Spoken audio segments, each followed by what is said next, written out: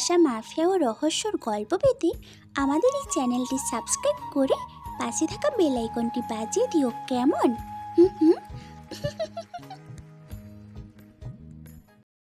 সময়টা বিকাল 4:13। রাস্তা দিয়ে হেঁটে যাচ্ছে আমি। আমার বয়স 23। আমার পোশাকের ঠিক নেই। পিছনে শার্টের কলারের নিচে ছেঁড়া, প্যান্টের অবস্থাও ঠিক নেই, ময়লায় একাকার। সামনে কিছু পথশিশু খাবার নিয়ে কাড়াকাড়ি করছে। তা দেখে আমি তাদের কাছে যাই, গিয়ে বলি, এই কি হয়েছে? এভাবে খাবার নিয়ে ঝগড়া করছিস কেন তোরা? ভাই দেখো না, আমি কত কষ্ট করে খাবারের টাকা পেয়ে এই খাবারগুলো কিনে আনছি, কিন্তু তারা খেতে দিচ্ছে না, কেড়ে নিয়ে যাচ্ছে। দাঁড়া তোরা, কেউ কোনো কথা বলবি না। আমি পকেট থেকে 1000 টাকার একটা বান্ডেল বের করে তাদের 3 জনকে মিল করে দেই। পথশিশুরা আমার কাছে এত টাকা দেখে অবাক অবাক হওয়ারই কথা। গায়ের কাপড়ে কোনো বাজ নাই। সেরা প্যান্ট, সেরা শার্ট পরে থাকা ছেলের কাছে এত টাকা কোথা থেকে? যা, আর কোনো ঝগড়া করবি না। ভাই তুমি কে, আর তোমার গায়ের এই অবস্থা কেন? আমি হেসে বললাম, আমি নীল। আর আমার পরিচয় দিয়ে তোরা কি করবি? আমি এতিম, আমার কেউ নাই এই দুনিয়ায়। আমিও তোদের খাতার লিস্টেরই। তোরা যেমন আমিও তেমন। তাহলে তোমার কাছে এত টাকা কেন? তুমি তো আমাদের মতো।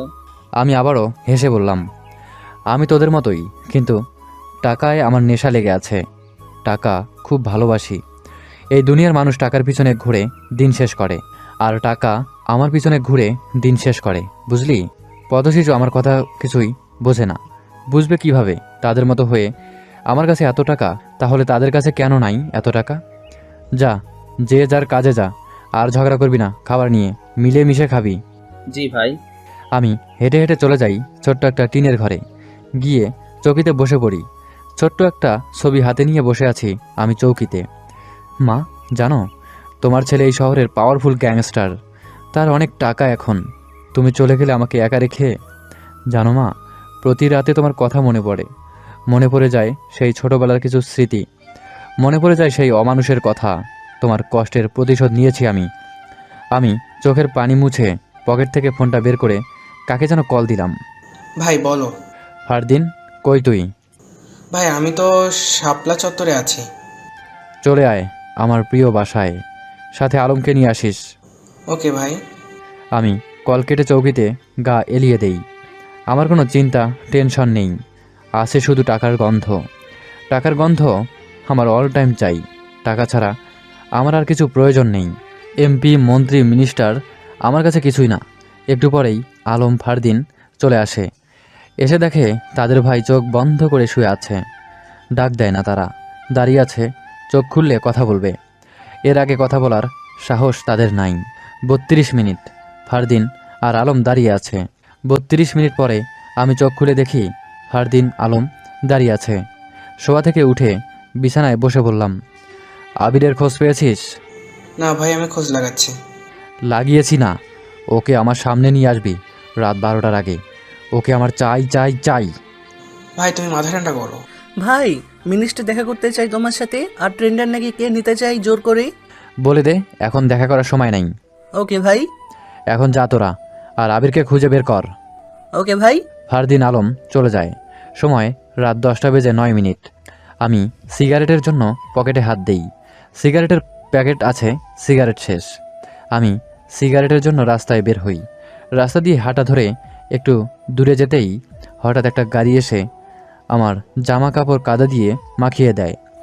এমনিতেই কাপড়ে ময়লা লেগে আছে, আবার কাদা দিয়ে ভরিয়ে দিয়েছে। এবার আমার মাথায় রাগ চড়ে যায়। পিছনে হাত দেই পিস্তলের জন্য। হঠাৎ গাড়ি থেকে একটা মেয়ে নেমে সামনে আসে, বলে, সরি, আমি খেয়াল করি নাই। আমি এক ধ্যানে মেয়েটার দিকে চেয়ে আছি। রাতের বেলাতেও মেয়েটার পুরো মুখ ভেসে উঠেছে। এই যে শুনতে পাচ্ছেন কি বলছি? হ্যাঁ, শুনেছি। আর আপনি একটা মেয়ে মানুষ হয়ে এত রাত করে বাইরে কেন? কাজিনের জন্মদিনে গিয়ে লেট হয়ে গেছে। থাকেন কোথায় আপনি? আগে তো দেখি নাই এই এলাকায়। আমি নতুন এই এলাকায়, সামনেই থাকি, আর আমার খালার বাসাও এখানেই। ও, আমি নীলাদ্রি, আপনি? আমি নীল। অবশ্য আর একটা নাম আছে আমার, সেটা না বলাই ভালো। আরে, আমাদের নামের মাঝেও মিল আছে। থাকতেই পারে, স্বাভাবিক ব্যাপার। ওকে, ভালো থাকবেন। আমি যাই, লেট হয়ে যাচ্ছে। নীলাদ্রি চলে যায়। আমি সেখানেই দাঁড়িয়ে আছি। নামটা যেমন সুন্দর, মুখটাও তেমন সুন্দর। আমি সিগারেট নিয়ে বাসায় ঢুকতেই আমার ফোনে কল আসে। কল রিসিভ করতেই ওপাশ থেকে বলে, ভাই, আবিরকে খুঁজে পেয়েছি। নিয়ে আয় আমার বাংলোতে। ওকে ভাইয়া।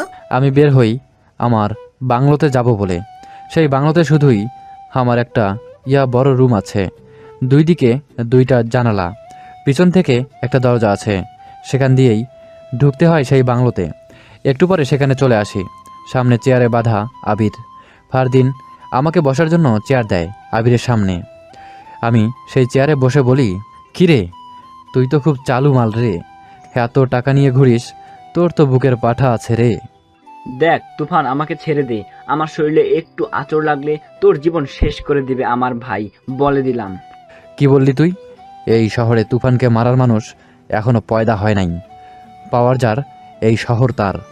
ছোটবেলায় একজনকে কথা দিয়েছিলাম, এই শহরে সবচাইতে পাওয়ারফুল গ্যাংস্টার হব, টাকার উপর ঘুমাবো। সেটাই হয়েছি।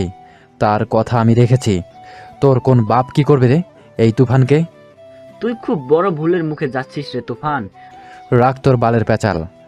ক্রেডিট কার্ডটা কই বল। আমি মরে গেলেও বলবো না। আমি সব কিছুই পারি ফারদিন। জি ভাইয়া। ওকে, চেক কর। ওকে ভাইয়া। ফারদিন আবিরকে চেক করে, কিন্তু ক্রেডিট কার্ডটা পায় না। ভাইয়া পাচ্ছি না। আমি জোরে হেসে দেই। এই হাসি দেখে আবিরের গলা শুকিয়ে যায়। আমি বলি, গেম ঠান্ডা মাথায় খেলতে হয়, বুঝলি তোরা? দেখ আমি কি করি। Credit card. আমি আবিরের পায়ের নিচে জুতায় গুলি করি। তার পায়ের আঙ্গুল থেতলে যায়। আমি তার হাতের জুতার নিচের অংশটা হাতে নিয়ে বলি, ফারদিন, এটাই ক্রেডিট কার্ড।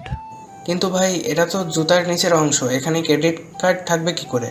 ভিতরে আঙ্গুল ঢুকিয়ে দেখ, প্লাস্টিকের ছক জায়গায় মিশিয়ে রাখা। ফারদিন তাই করে।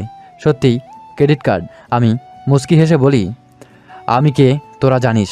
তোরা হয়তো এটাও জানিস আমি ঠান্ডা মাথায় গেম খেলতে পছন্দ করি। জি ভাইয়া। দেখ তুফান, এই টাকা নিয়ে তুই তোর মৃত্যু ডেকে আনিস না। আমার ভাই ডেভিড জানতে পারলে তুই আর এই শহরে জ্যান্ত থাকবি না, বলে দিলাম। কি বললি? তোর ভাই ডেভিড মারবে? হাসি পেল রে। যা, তোর কাছে থেকে শুধু টাকাই নিলাম না, সাথে তোর জীবনটাও নিয়ে নিলাম। এটা বলে আমি আবিরের কপাল বরাবর গুলি চালিয়ে দেই। আবিরের লাশটা চেয়ারসহ মাটিতে পড়ে যায়। আমি মন খুলে হাসি। আমি বললাম, চল আমার রাজপ্রাসাদে। জি ভাই, চলো। আমি ফারদিন আলম চলে আসি আমার রাজপ্রাসাদে। সেটা রাজপ্রাসাদ বললে ভুল হবে। ধরে নিতে পারা যায় সেই বাড়িটা পুরোটাই তুফানের ফিঙ্গারপ্রিন্টের সিস্টেম করা। আমি সেই বাড়িতে পা রাখলেই বাড়িটাও বুঝে যায় তার বস আসছে। সেদিন অনেক রাত করে আমরা ঘুমাই। সকাল 6টা। বস, আবির ভাই খুন হয়েছে। এই কথা শুনে লোকটার হাত থেকে ফোনটা মাটিতে পড়ে যায়। বস, আপনি শুনতে পাচ্ছেন? বস, বস। আর কিছু উত্তর পায় না। ওপাশ থেকে আবিরের লাশের কথা শুনে তার ভাই হতবম্ব হয়ে পড়ে। কে খুন করেছে তার ভাইকে? সেই লোকটা জোরে কেঁদে দেয়। কে মেরেছে আমার আদরের ভাইকে? কার এত বড় সাহস ডেভিডের ভাইকে মারার? আসাদ, তুই বের কর আমার ভাইকে কে মেরেছে। আমি তার মুন্ডুটা চাই। যদি না পাই, তোদের সব কটার মৃত্যু ঘটাবো আমি। বস, আমাদের ভালো করে খোঁজ নিতে হবে। তার আগে একটা কথা কিছুতেই ভাবতে পারতেছি না, কার এত বড় সাহস। বস, আমার মনে হয় যে আবির ভাইকে মেরেছে সে সাধারণ কেউ না। আমি কিছু শুনতে চাই না। আমি আমার ভাইয়ের খুনিকে চাই। কার এত বড় সাহস আমার ভাইকে মেরেছে? তার রক্ত দিয়ে আমি গোসল করতে চাই। বস, আপনি মাথা ঠান্ডা করেন। আমরা যে করেই হোক তাকে খুঁজে বের করবই। সেদিন ডেভিড তার ভাইকে দাফন করে কবরের মাটি শুয়ে কসম করে তার ভাইয়ের খুনের প্রতিশোধ সে নিবেই। অন্যদিকে আমি ঘুম থেকে উঠে ফ্রেশ হয়ে নিচে নেমে আসি। সোফায় বসে গল্প করছে ফারদিন আর আলম। আমাকে দেখে দাঁড়িয়ে যায় তারা দুজন। আমি বললাম, কিরে, তোরা খেয়েছিস? না ভাইয়া, তোমাকে ছাড়া খাবো তুমি ভাবলে কি করে বলো তো? হয়েছে, আয় এখন খাবো। আমরা খেয়ে সোফায় বসে গল্প করি। একটু পরে ফারদিন আলম চলে যায়। আমি রুমে চলে যাই। রুমে যেতেই আমার ফোনে একটা SMS আসে। SMSটা ওপেন করে আমি পুরাই অবাক। কালকে রাতের কিছু ছবি আবিরকে মারার সময় কেউ তুলেছে। নিচে ছোট করে লেখা, ওয়েলকাম ঠান্ডা মাথার গেমার মিস্টার তুফান ওরফে নীল? আমি ভয় পাই, কারণ আমার গোপন নাম জানে কিভাবে। আমি তাড়াতাড়ি করে সেই নাম্বারে কল দেই। অবাক হই নাম্বারটা বন্ধ পেয়ে। কে আমার সাথে এমনটা করতে পারে? আমাকে অনেক ভাবাচ্ছে এই বিষয়টা। আমি ভেবে পাচ্ছি না, আমার বাংলার খোঁজ তো কেউ জানে না, তাহলে কে আমার সেইখানে গিয়ে ছবি তুলতে পারে? দূর, আর ভাবতে পারছি না। যে করেই হোক বের করতে হবে সে কে হতে পারে। আমার ভাইকে যে মেরেছে তার মৃত্যু আমি নিজের হাতে দিব। ডেভিডের সাথে কেউ শত্রুতা করলে তার মৃত্যু নিশ্চিত। আসাদ এই শহর তন্ন তন্ন করে খোঁজ কে মেরেছে আমার ভাইকে।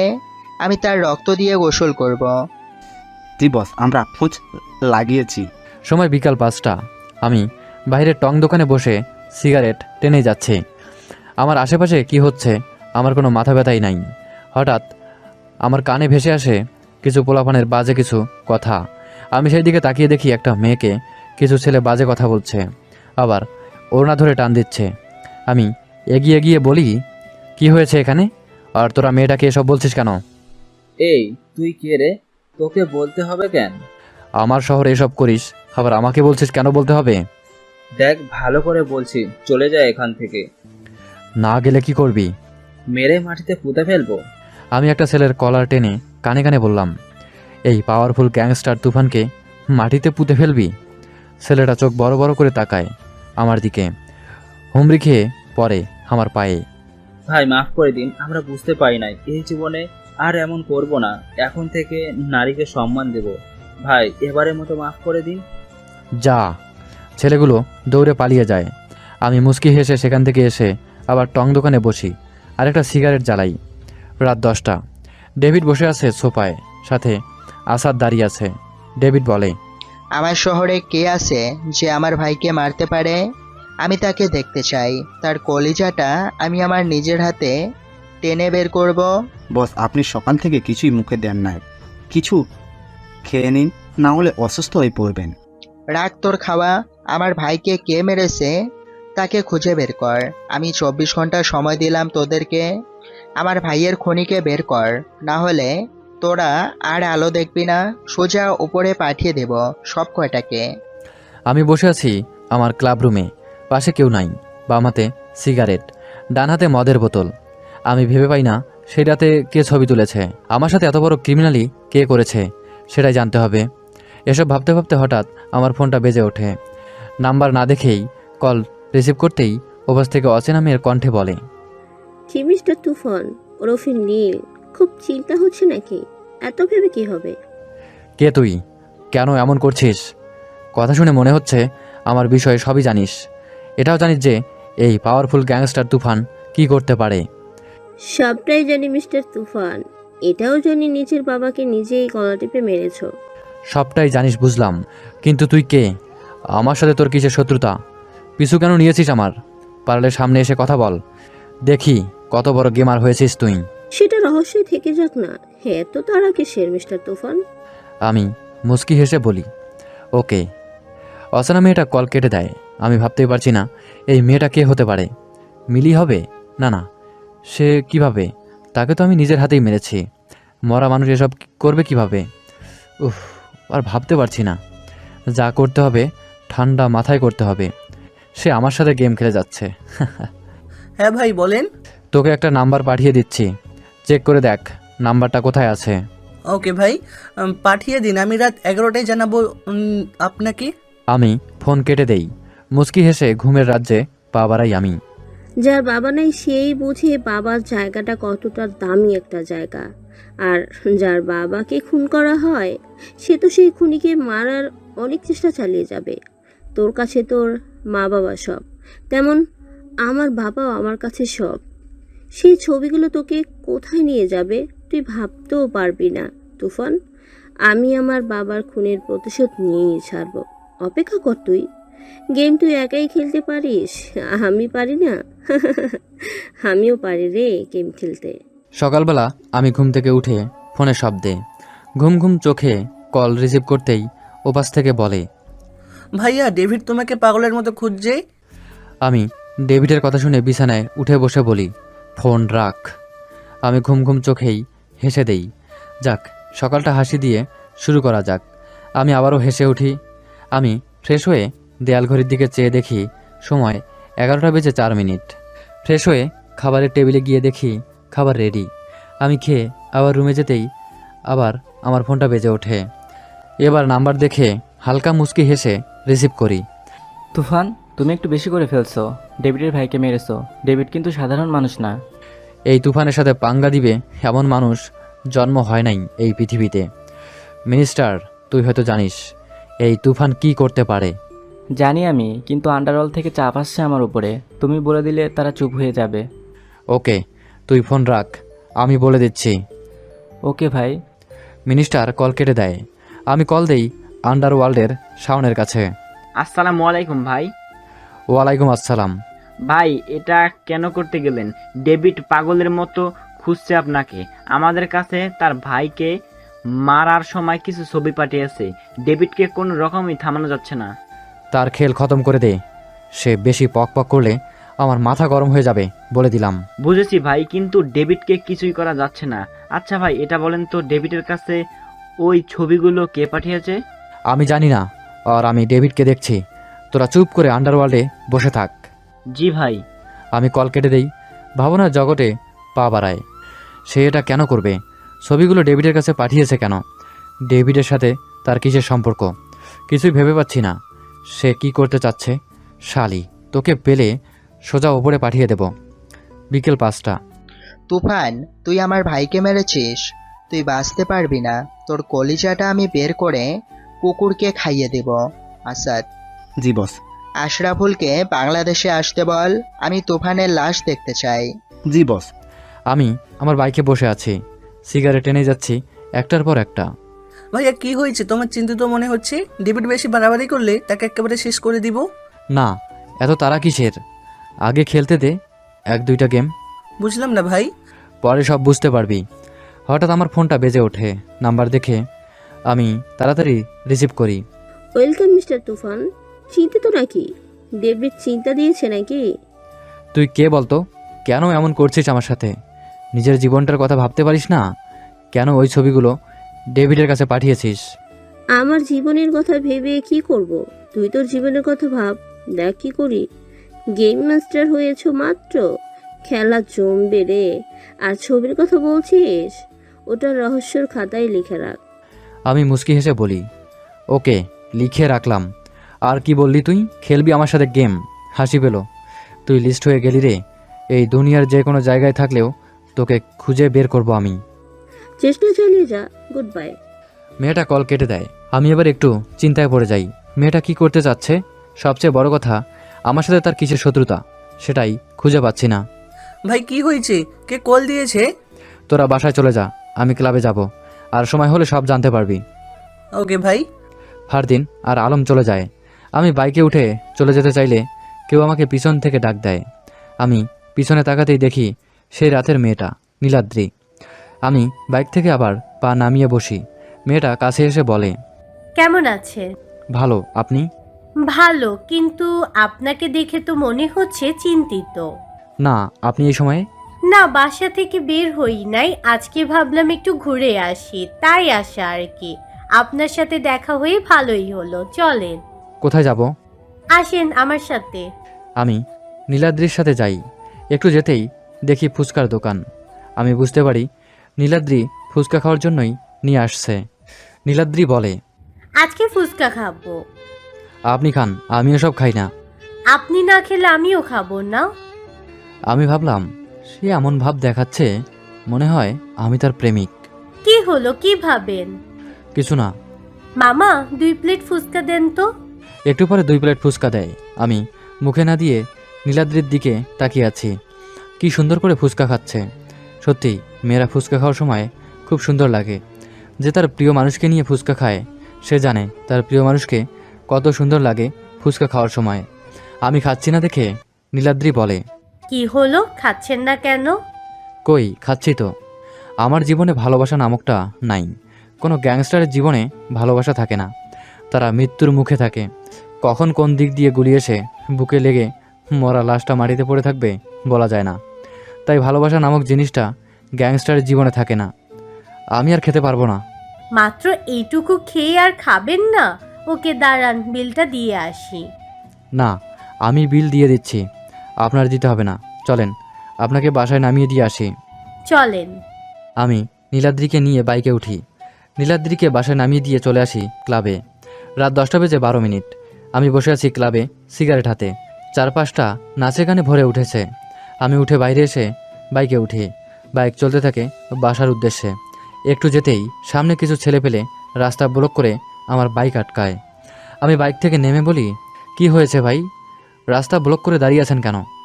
তোর জানটা নেওয়ার জন্যই দাঁড়িয়ে আছি রে। আমি মুচকি হাসি। এই হাসির কারণটা হয়তো তাদের জীবনটা কেড়ে নেওয়ার কারণ। তাই নাকি? এই কয়জনে আমার জীবন নিবি? আমরা আছি 11 জন, আর তুই একা পুচকে একটা ছেলে। তোকে মারতে আমি একাই যথেষ্ট রে। আমি আবার জোরে হেসে উঠি। তারা আমার হাসি দেখে একটু ভয় পায়। তাহলে আয়, দেরি করছিস কেন? প্রথম ছেলেটা হকি স্টিক নিয়ে আমার সামনে যে বাড়ি দিতে যাবে, এই মুহূর্তেই আমি ঘুরিয়ে তার বুকে একটা লাথি মারি। ছেলেটা ছিটকে পড়ে যায়। সাথে থাকা ছেলেগুলো 4 কদম পিছিয়ে যায়। প্রথম ছেলেটা মাটি থেকে উঠে বলে, এই তোরা দাঁড়িয়ে কি দেখছিস? শালাকে মেরে মাটিতে পুঁতে ফেল। সবগুলো ছেলে আসে আমাকে মারার জন্য। আমি পিছন থেকে 9mm এর ক্যালিবারের 2টা পিস্তল 2 হাতে নিয়ে ডিরেক্ট সব কয়টার কপাল বরাবর শ্যুট করে দেই। সব কয়টার লাশ পড়ে যায়। বেঁচে আছে শুধু প্রথম ছেলেটা। আমি বলি, কিরে আয়, মারবি না আমাকে? ছেলেটা আমার পায়ে পড়ে যায়। ভাই আমাকে মাফ করে দিন, আমি বুঝতে পারি নাই। আমার জীবনটা ভিক্ষা দিন, আমি এই জীবনে এই ভুল করব না। আমি মুচকি হেসে বলি, কে পাঠিয়েছে তোদেরকে? ভাই আমি বলতে পারবো না, বললে ওরা আমাকে মেরে ফেলবে। আর এখন আমাকে না বললে আমি তোকে মেরে ফেলবো। ভাই মাফ করে দিন, আর এমনটা করব না। আমি ছেলেটার পায়ে গুলি করি। ছেলেটা চিৎকার করে বলে, বলছি ভাই বলছি, আমাকে মারবেন না, আমি বলছি কে পাঠিয়েছে। বল। ডেভিড ভাই পাঠিয়েছে আমাদেরকে আপনাকে মারার জন্য। আমি হেসে বলি, আমাকে মারার সাহস এই পৃথিবীতে কারোর হয় নাই। এই পাওয়ারফুল গ্যাংস্টার তুফানকে মারার মতো মানুষ এই দুনিয়ায় এখনও পয়দা হয় নাই। ছেলেটা আমার নাম শুনেই অজ্ঞান হওয়ার উপক্রম। তার গলা শুকিয়ে যায়। ভাই এবারের মতো মাফ করে দিন, আমি বুঝতে পারি নাই। এই তুফানকে যে মারার চেষ্টা করে তাকে আমি বাঁচিয়ে রাখি না। উপরে ভালো থাকিস। এটা বলেই আমি তার কপাল বরাবর গুলি করি। ছেলেটার নিথর দেহটা মাটিতে লুটিয়ে পড়ে। আমি মুচকি হেসে বাইকে বসি। ফুল স্পিডে বাইক চালিয়ে আমার বাসায় চলে আসি। ফ্রেশ হয়ে বিছানায় বসতেই আমার ফোনটা বেজে ওঠে। রিসিভ করতেই ওভাস থেকে বলে, ভাই আপনি যে নাম্বারটা দিয়েছিলেন সেই নাম্বার এখনো সিম কোম্পানিতে তৈরি করে নাই, এই নাম্বারে কোনো ক্লু পাইনি। এটা কিভাবে সম্ভব? তাহলে এই নাম্বার থেকে কল আসে কিভাবে? ভাই এটা হয়তো নেট কানেকশনের নাম্বার থেকে দিতে পারে, যা বুঝছি আমি। ওকে, চেষ্টা চালিয়ে যা তুই। কোনো কিছু পেলে আমাকে সাথে সাথে জানাবি। জি ভাই। আমি কল কেটে দেই। ভাবনায় পড়ে যাই আমি। এটা কিভাবে সম্ভব? একটা নাম্বার দিয়ে SMS আসে, কলও আসে। তাহলে সেই নাম্বারটা কোম্পানিতেই নেই। দূর, মাথায় ব্যথা হয়ে যাবে আমার এইসব ভাবতে ভাবতে। সে কে? কি চায় আমার কাছে? আমি তার কি ক্ষতি করেছি? আমার পিছু কেন নিয়েছে সে? আমার সাথে তার কিসের শত্রুতা? যেই হোক না কেন আমি তাকে খুঁজে বের করবই। এই তুফানের সাথে যে লাগতে আসে তার মৃত্যু নিশ্চিত। একবার সামনে পেলে সোজা উপরে পাঠিয়ে দিব শালির বাচ্চাকে। বস, তুফান সবগুলাকে মেরে ফেলেছে, একটাও বাঁচতে পারে নাই। রাস্তায় কুকুরগুলোও সেই লাশগুলোকে উধাও করে ফেলেছে, একজনের লাশও পাওয়া যায় নাই। তুফানকে এভাবে কিছু করা যাবে না। তাকে মারতে হলে মাথা খাটিয়ে মারতে হবে, ঠান্ডা মাথায় প্ল্যান করে তাকে মারতে হবে। আর আশরাফুল কি বলেছে, সে কবে বাংলাদেশে আসবে? বস 3 দিন পরে আসবে ছোট সাহেব। ওকে, আসুক আমার ছেলে। পরে তুফানের মৃত্যু আমি আমার নিজের হাতে দিব। আমার ভাইকে মারার প্রতিশোধ আমি নিজ হাতে নিব। 10 কোটি টাকার ক্রেডিট কার্ড নিয়েছে আমার ভাইয়ের কাছ থেকে। 10 কোটি টাকার বদলে আমি তার কাছ থেকে তার জীবনটা কেড়ে নিব। বস, ছবিগুলো যে পাঠিয়েছে সে কে? আপনি তাকে চিনেন? না, আমি তাকে চিনি না, কিন্তু সে ভালো কাজ করেছে। আমার ছবিগুলা না পাঠালে আমি বুঝতেই পারতাম না আমার ভাইকে তুফান মেরেছে। ঠিক বলেছেন বস, কিন্তু সে কে বস? সে কিভাবে ছবিগুলো তুলেছে আর আপনাকেই বা কিভাবে চিনে? আমার মনে হয় তুফানের সাথে তার শত্রুতা আছে, না হলে সে তার ছবিগুলো আপনার কাছে পাঠাবে কেন? যে কোনো একটা শত্রুতা আছে তাদের মাঝে।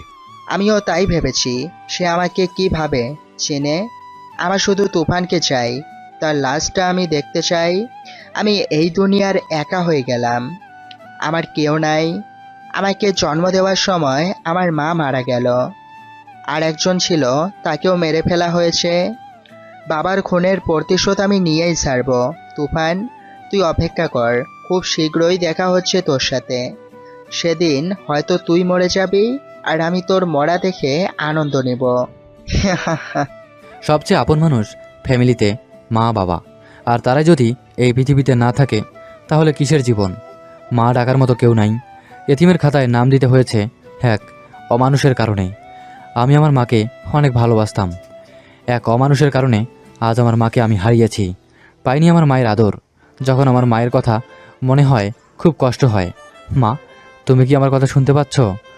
আমি ভালো নেই মা। উপরে হাসি খুশি, ভিতরটা কান্নায় ভরে থাকে সব সময়। মানুষ প্রেম ভালোবাসায় কষ্ট পেয়ে রাতের পরে রাত কান্না করে বালিশ ভেজায়, আর আমি তোমার জন্য কান্না করে বালিশ ভেজাই মা।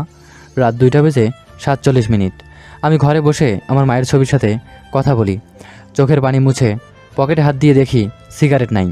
বিছানা থেকে উঠে মেয়ের সিপের ভিতর থেকে 3 প্যাকেট সিগারেট নিয়ে আবার বসি খাটে।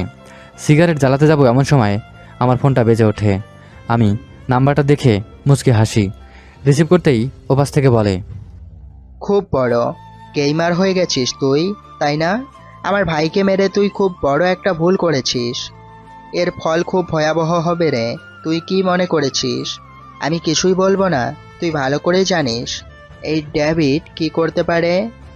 আজাইরা পেশাল পারার জন্য কল দিয়েছিস নাকি? পাওয়ারফুল গ্যাংস্টার তুফান কি করতে পারে তুই ভালো করে জানিস, ডিব্বার বাচ্চা। আমার সাথে লাগতে আসিস না, আগুনে পা রাখতে যাস না, পা সহ শরীরটা পুরে ছাই হয়ে যাবে। আমি রেগে কল কেটে দিই। সকাল 11টা। আমার কি হয়েছে? আমি সারাদিন ওই ছেলেটার কথা ভাবি কেন? নাকি প্রেমে টেমে পড়ে গেলাম? ফোনও দিতে পারতেছি না। নাম্বার তো নিয়েছি, বলেছি কল দেব পরে, আর দেই নাই। ভয় লাগে যদি কিছু বলে। নীলাদ্রি এসব কথা নিজে নিজেই বলে, আবার হাত দিয়ে মুখ ঢেকে রাখে। কথায় আছে না, লজ্জা নারীর ভূষণ। নিজে নিজে বলছে, আবার নিজে নিজেই লজ্জা পাচ্ছে। হয়তো নীলাদ্রির মনে আমাকে নিয়েই ভাবনা হচ্ছে। আমি বসে আছি সোফায়, সাথে ফারদিন আলম দাঁড়িয়ে আছে। আমি বললাম, এতিমখানায় খাবার দিয়েছিস? হ্যাঁ ভাইয়া দিয়েছি। নতুন কাপড় দিয়েছিস?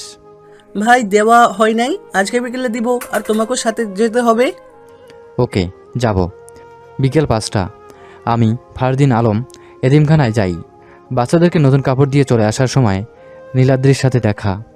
নীলাদ্রি বলে, কেমন আছেন? জি ভালো, আপনি? ভালো। এখানে কেন? এতিমখানায় বাচ্চাদেরকে নতুন কাপড় দিয়েছি। এটা আমার এতিমখানা। মা মারা যাওয়ার পরে এই এতিমখানাটা দিয়েছি। অনেক ভালো। এরা দুজন কে? আমার ভাই। এই তোরা চলে যা, আমি পরে আসছি। ওকে ভাইয়া। ফারদিন আলম চলে যায়। আমি ফারদিন আলমকে নিজের ভাইয়ের মতোই দেখি, কোনো কিছুর কষ্ট হতে দেই না। নীলাদ্রি বলে, চলেন সামনে যাই। চলেন, আমাদের মাঝে ভালো একটা বন্ধুত্বের সম্পর্ক হয়েছে, তাই না? হ্যাঁ। আচ্ছা, এর থেকে বেশি কিছু হওয়া যায় না আমাদের মাঝে? বুঝলাম না, কিছু বললেন? না, কিছু বলি নাই। সেদিন আমরা অনেক ঘোরাঘুরি করি। নীলাদ্রিকে বাসায় দিয়ে আমি রাস্তা দিয়ে হাঁটতে থাকি। সময় তখন রাত 9টা। আমার হাতে সিগারেট।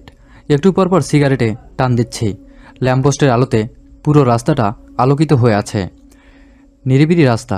এই শহরটা অন্যরকম। সন্ধ্যার পরেই যে যার ঘরে বসে থাকে, ভুলেও বাইরে বের হয় না। আছে ছিনতাইকারী, আছে চোর, আছে ডাকাত, আছে সন্ত্রাসী। এই শহরটা ভয়ে পরিণত হয়েছে। যার পাওয়ার বেশি সেই এই শহরের রাজা। নিচু হয়ে হাঁটলে মানুষ ঘাড়ে চাপ দিয়ে আরও নিচু করে দেয়। যত মাথা উঁচু করে চলা যায় ততই ভালো। মানুষকে তেল মারলে তার লেভেল উপরে উঠবেই। আমি এসব কথা ভাবতে ভাবতে চলে আসি চত্বরের পাশে। চত্বরের পাশে আসতেই 4 জন ছেলে আমাকে আটকায়। সাথে কি আছে বের কর, না হলে মেরে ফেলবো। আমি দেখি সবগুলো ছেলের হাতে চাকু, যাকে বলা হয় বড় খুর। আমি মুচকি হাসি। ছেলেগুলো আমার মুচকি হাসি দেখে অবাক হয়। প্রথম ছেলেটা বলে, কিরে তুই হাসছিস কেন? এই প্রথম দেখলাম কাউকে মেরে ফেলার কথা বললে হাসে। তোকে দেখে বোঝা যায় না তুই সাধারণ মানুষ। আমি আবার জোরে হেসে দেই। এই হাসি দেখে ছেলেগুলো ভয় পায়, তবুও তারা ছাড়ার পাত্র না। দেখ, হাসবি না, সাথে কি আছে দিয়ে চলে যা, তোকে কিছু করব না। আমাকে কিছু করার আগে তোদের জীবনের কথাটা একটাবার চিন্তা করিস। আমার শহরে ছিনতাই করিস, একটাবার ভাবলি না এটা কার শহর? এই শহরে রাজত্ব করে কে? এই তুই কে রে? বেশ বড় বড় কথা বলছিস। এতক্ষণ কিছু বলি নাই, ভালো করে বলি সাথে কি আছে দিয়ে চলে যা। আমি পিছনে হাত দিয়ে কোমরের দুই সাইড থেকে দুইটা পিস্তল বের করে বলি, নে ভাই, আমার কাছে এই দুইটা জিনিস আছে, নিয়ে যা। ছেলেগুলো বড় করে ঢোক গেলে চোখ বড় বড় করে তাকায় আমার দিকে। আমি বললাম, কিরে, নে, নিয়ে চলে যা, তবু আমাকে মারিস না ভাই, নে, নিয়ে চলে যা। ছেলেগুলো আমার পায়ে পড়ে যায়। ভাই মাফ করে দিন আমাদেরকে, আমরা চিনতে পারি নাই। ভাই আমাদের জীবনটা ভিক্ষা দিন, এ জীবনে চিন্তাই করব না, প্লিজ ভাই মাফ করে দিন। এই তুফান কাউকে মাফ করে না। যে এই তুফানের সাথে গলা উঁচু করে কথা বলে, মারার হুমকি দেয়, তাকে কখনোই এই তুফান বাঁচিয়ে রাখে না। তোরাও বাঁচতে পারবি না। ওপারে ভালো থাকিস, গুড বাই। বলেই 4টা বুলেট 4 জনের মাথায় ভরে দেই। 4 জনের লাশ পড়ে থাকে রাস্তায়। আমি শুনতে পাই একটু দূরেই কুকুরের ডাক। ভালোই হলো, কুকুরের খাবার জোগাড় হয়ে গেছে। আমি সেখান থেকে চলে আসি বাসায়। এসেই বিছানায় গা এলিয়ে দেই, সাথে সাথে ঘুমিয়ে পড়ি। রাত 2টায় আমার ঘুম ভাঙে ফোনের শব্দে। ঘুম ঘুম চোখে ফোন রিসিভ করতেই ওপাশ থেকে, হাই তুফান, ঠান্ডা মাথায় গেমার। কেন কল দিয়েছিস তুই? আর তুই কে হে? মানুষের বাচ্চা হলে সামনে এসে কথা বল, দেখি কত বড় বুকের পাঠা তোর। আরে এত অস্থির হচ্ছিস কেন? কিছু পেতে হলে অপেক্ষা করতে হয়। অপেক্ষা কর, শীঘ্রই দেখা হবে। ডেভিডের সাথে তোর কিসের সম্পর্ক? ছবিগুলো কেন দিয়েছিস? এটা ছোট্ট একটা গেম খেললাম তোর সাথে। আমার ঠোঁটে মুচকি হাসি। আমি বললাম, তাই নাকি? ছোট গেমও খেলতে পারিস তুই? এই তুফানের সম্পর্কে তুই ভালো করেই জানিস কি করতে পারি আমি। তুই বাংলাদেশের যে কোনো জায়গাতেই থাকিস না কেন, তোকে আমি খুঁজে বের করব। আর যেদিন তোকে খুঁজে পাবো, মনে রাখিস সেদিনই তোর শেষ দিন। চেষ্টা চালিয়ে যা। গুড নাইট মিস্টার তুফান। মেয়েটা কল কেটে দেয়। আমি চিন্তায় পড়ে যাই, ডেভিডের সাথে এই মেয়েটার কী সম্পর্ক থাকতে পারে? আর ডেভিডই বা তাকে কী করে চেনে? ঘুম ছড়া মাথাটা আউলা হয়ে যাবে মনে হচ্ছে। ভেবে পাচ্ছি না কি হচ্ছে আমার সাথে। সকাল 9টা, আমি বসে আছি মিনিস্টারের সামনে। পাশে দাঁড়িয়ে আছে ফারদিন আর আলম। আমাকে একটু হেল্প করেন তুফান ভাই। সিটি কলেজের বিপি আমার টেন্ডারটা নিতে চাচ্ছে। এই টেন্ডার নিয়ে গেলে আমাকে পথে বসতে হবে ভাই। তোকে হেল্প করতে পারি, কারণ আমার বিপদের সময় তুই আমার পাশে ছিলি। যে আমার উপকার করে আমি তার উপকার করি। আলম, হ্যাঁ ভাইয়া বলো। ওই বিপির বাচ্চাকে ঠিক করে দিবি। বেশি পকানি করলে উপরে পাঠিয়ে দিবি। ভাই কি বলে যে আপনাকে ধন্যবাদ দিব? দেখ মিনিস্টার, তুই হয়তো জানিস এই তুফান কারো কাছ থেকে ধন্যবাদ নেয় না, উল্টো ধন্যবাদ দেয়। জানি ভাই। আমি গেলাম। আর ফারদিন, আলম, কাজ শেষ করে বাসায় চলে যাবি। আমি রাতে আসবো না। ওকে ভাইয়া। আমি মিনিস্টারের বাসা থেকে বের হয়ে চলে যাই ক্লাবে। মাথায় যতক্ষণ মদের নেশা থাকে পুরনো স্মৃতি ভুলে থাকি। মানুষ ভালোবাসে ভালো কিছু, আর আমি ভালোবাসি মদকে, যেটা আমার অতীত ভুলে থাকতে সাহায্য করে। এটাই আমার বন্ধু, সেটাই আমার ভালোবাসা। এই আমাকে কোথায় নিয়ে যাচ্ছিস তোরা? আর কে তোরা? দেখ, ছেড়ে দে বলছি। শালা ভিপির বাচ্চা, বেশি বেড়ে গেছিস তুই, তাই না? কে তোরা? আমাকে এখানে নিয়েছিস কেন? তো জানটা নেওয়ার জন্য নিয়ে আসছি। আমার অপরাধ কি? কেন আমাকে মারতে চাও তোমরা? শালা মারের কথা শুনে মুখ দিয়ে তুমি বের হই, এতক্ষণ তুই করে বলছিস। আমাকে মেরো না প্লিজ। কি অপরাধ আমার বলো? মিনিস্টারের টেন্ডার নিতে চাস কেন? জানিস না মিনিস্টার তুফান ভাইয়ের লোক? অনেক পাওয়ার হয়েছে তোর, তাই না? আজকে পাওয়ার বের করবো তোর। ভাই আমার ভুল হয়ে গেছে, আমি বুঝি নাই মিনিস্টার তুফান ভাইয়ের লোক। ভুল হয়ে গেছে ভাই, এবারের মতো মাফ করে দিন। আর কখনো রাজনীতির টেন্ডার নিয়ে ঝামেলা করবো না। তুই আজকের পর থেকে রাজনীতি করবি না, কলেজের ভিপির মতো থাকবি, কলেজের ছাত্রছাত্রীদের সাহায্য করবি। ঠিক আছে ভাই, যা। বিপি দৌড়ে পালায়। এটা দেখে ফারদিন আর আলম হেসে চলে আসে বাসায়। রাত 10টা বেজে 23 মিনিট। ডান হাতে মদের বোতল, বাম হাতে সিগারেটে টান দিচ্ছে আর ধোঁয়া উপরে ছেড়ে দিচ্ছি। ল্যাম্পপোস্টের আলোটাও আজকে নাই। হয়তো কারেন্ট নাই, কিন্তু চাঁদটা উঠেছে। চাঁদের আলোটা বেশ আলোকিত করেছে চারপাশটা। হঠাৎ আমার কানের পাশ দিয়ে পিস্তলের একটা বুলেট যায়। আমার কানে বুলেটের গরম বাতাসটা লাগে। আমি ঘাড় ঘুরিয়ে পিছনে তাকিয়ে দেখি 7 জন লোক দাঁড়িয়ে আছে। চাঁদের আলোতে স্পষ্ট দেখা যাচ্ছে একজনের হাতে পিস্তল আর 6 জনের হাতে বড় বড় ছুরি। আমি আমার কোমরে হাত দিব পিস্তলের জন্য। এই মুহূর্তেই সামনে থেকে গুলি চালায়। আমি নিচু হয়ে যাই, বুলেট ওপর দিয়ে চলে যায়। আমি এক হাত দিয়ে একটা পিস্তল কোমর থেকে নিয়ে গুলি করি সামনের দিকে। পিস্তলের ফুল 6টা গুলি 6 জনের বুক বরাবর শ্যুট করে দেই। সাথে সাথেই সেই 6 জন লোক মাটিতে পড়ে যায়। একজন লোক দৌড়ে পালাতে চেষ্টা করে, কিন্তু পারে না। আমি যাই বাম পাশের গলিতে, আর সেই লোকটা বাম পাশের গলিতেই হোঁচট খেয়ে পড়ে যায়। আমি তার সামনে গিয়ে দাঁড়াই। ছেলেটা আমার পা থেকে মাথা পর্যন্ত দেখে। আমি বাম হাত দিয়ে কোমরের বাম পাশের পিস্তলটা হাতে নিয়ে বলি, কে তোরা? আর আমাকে মারার চেষ্টা করেছিস কেন? কে পাঠিয়েছে তোদেরকে? আমি বলবো না।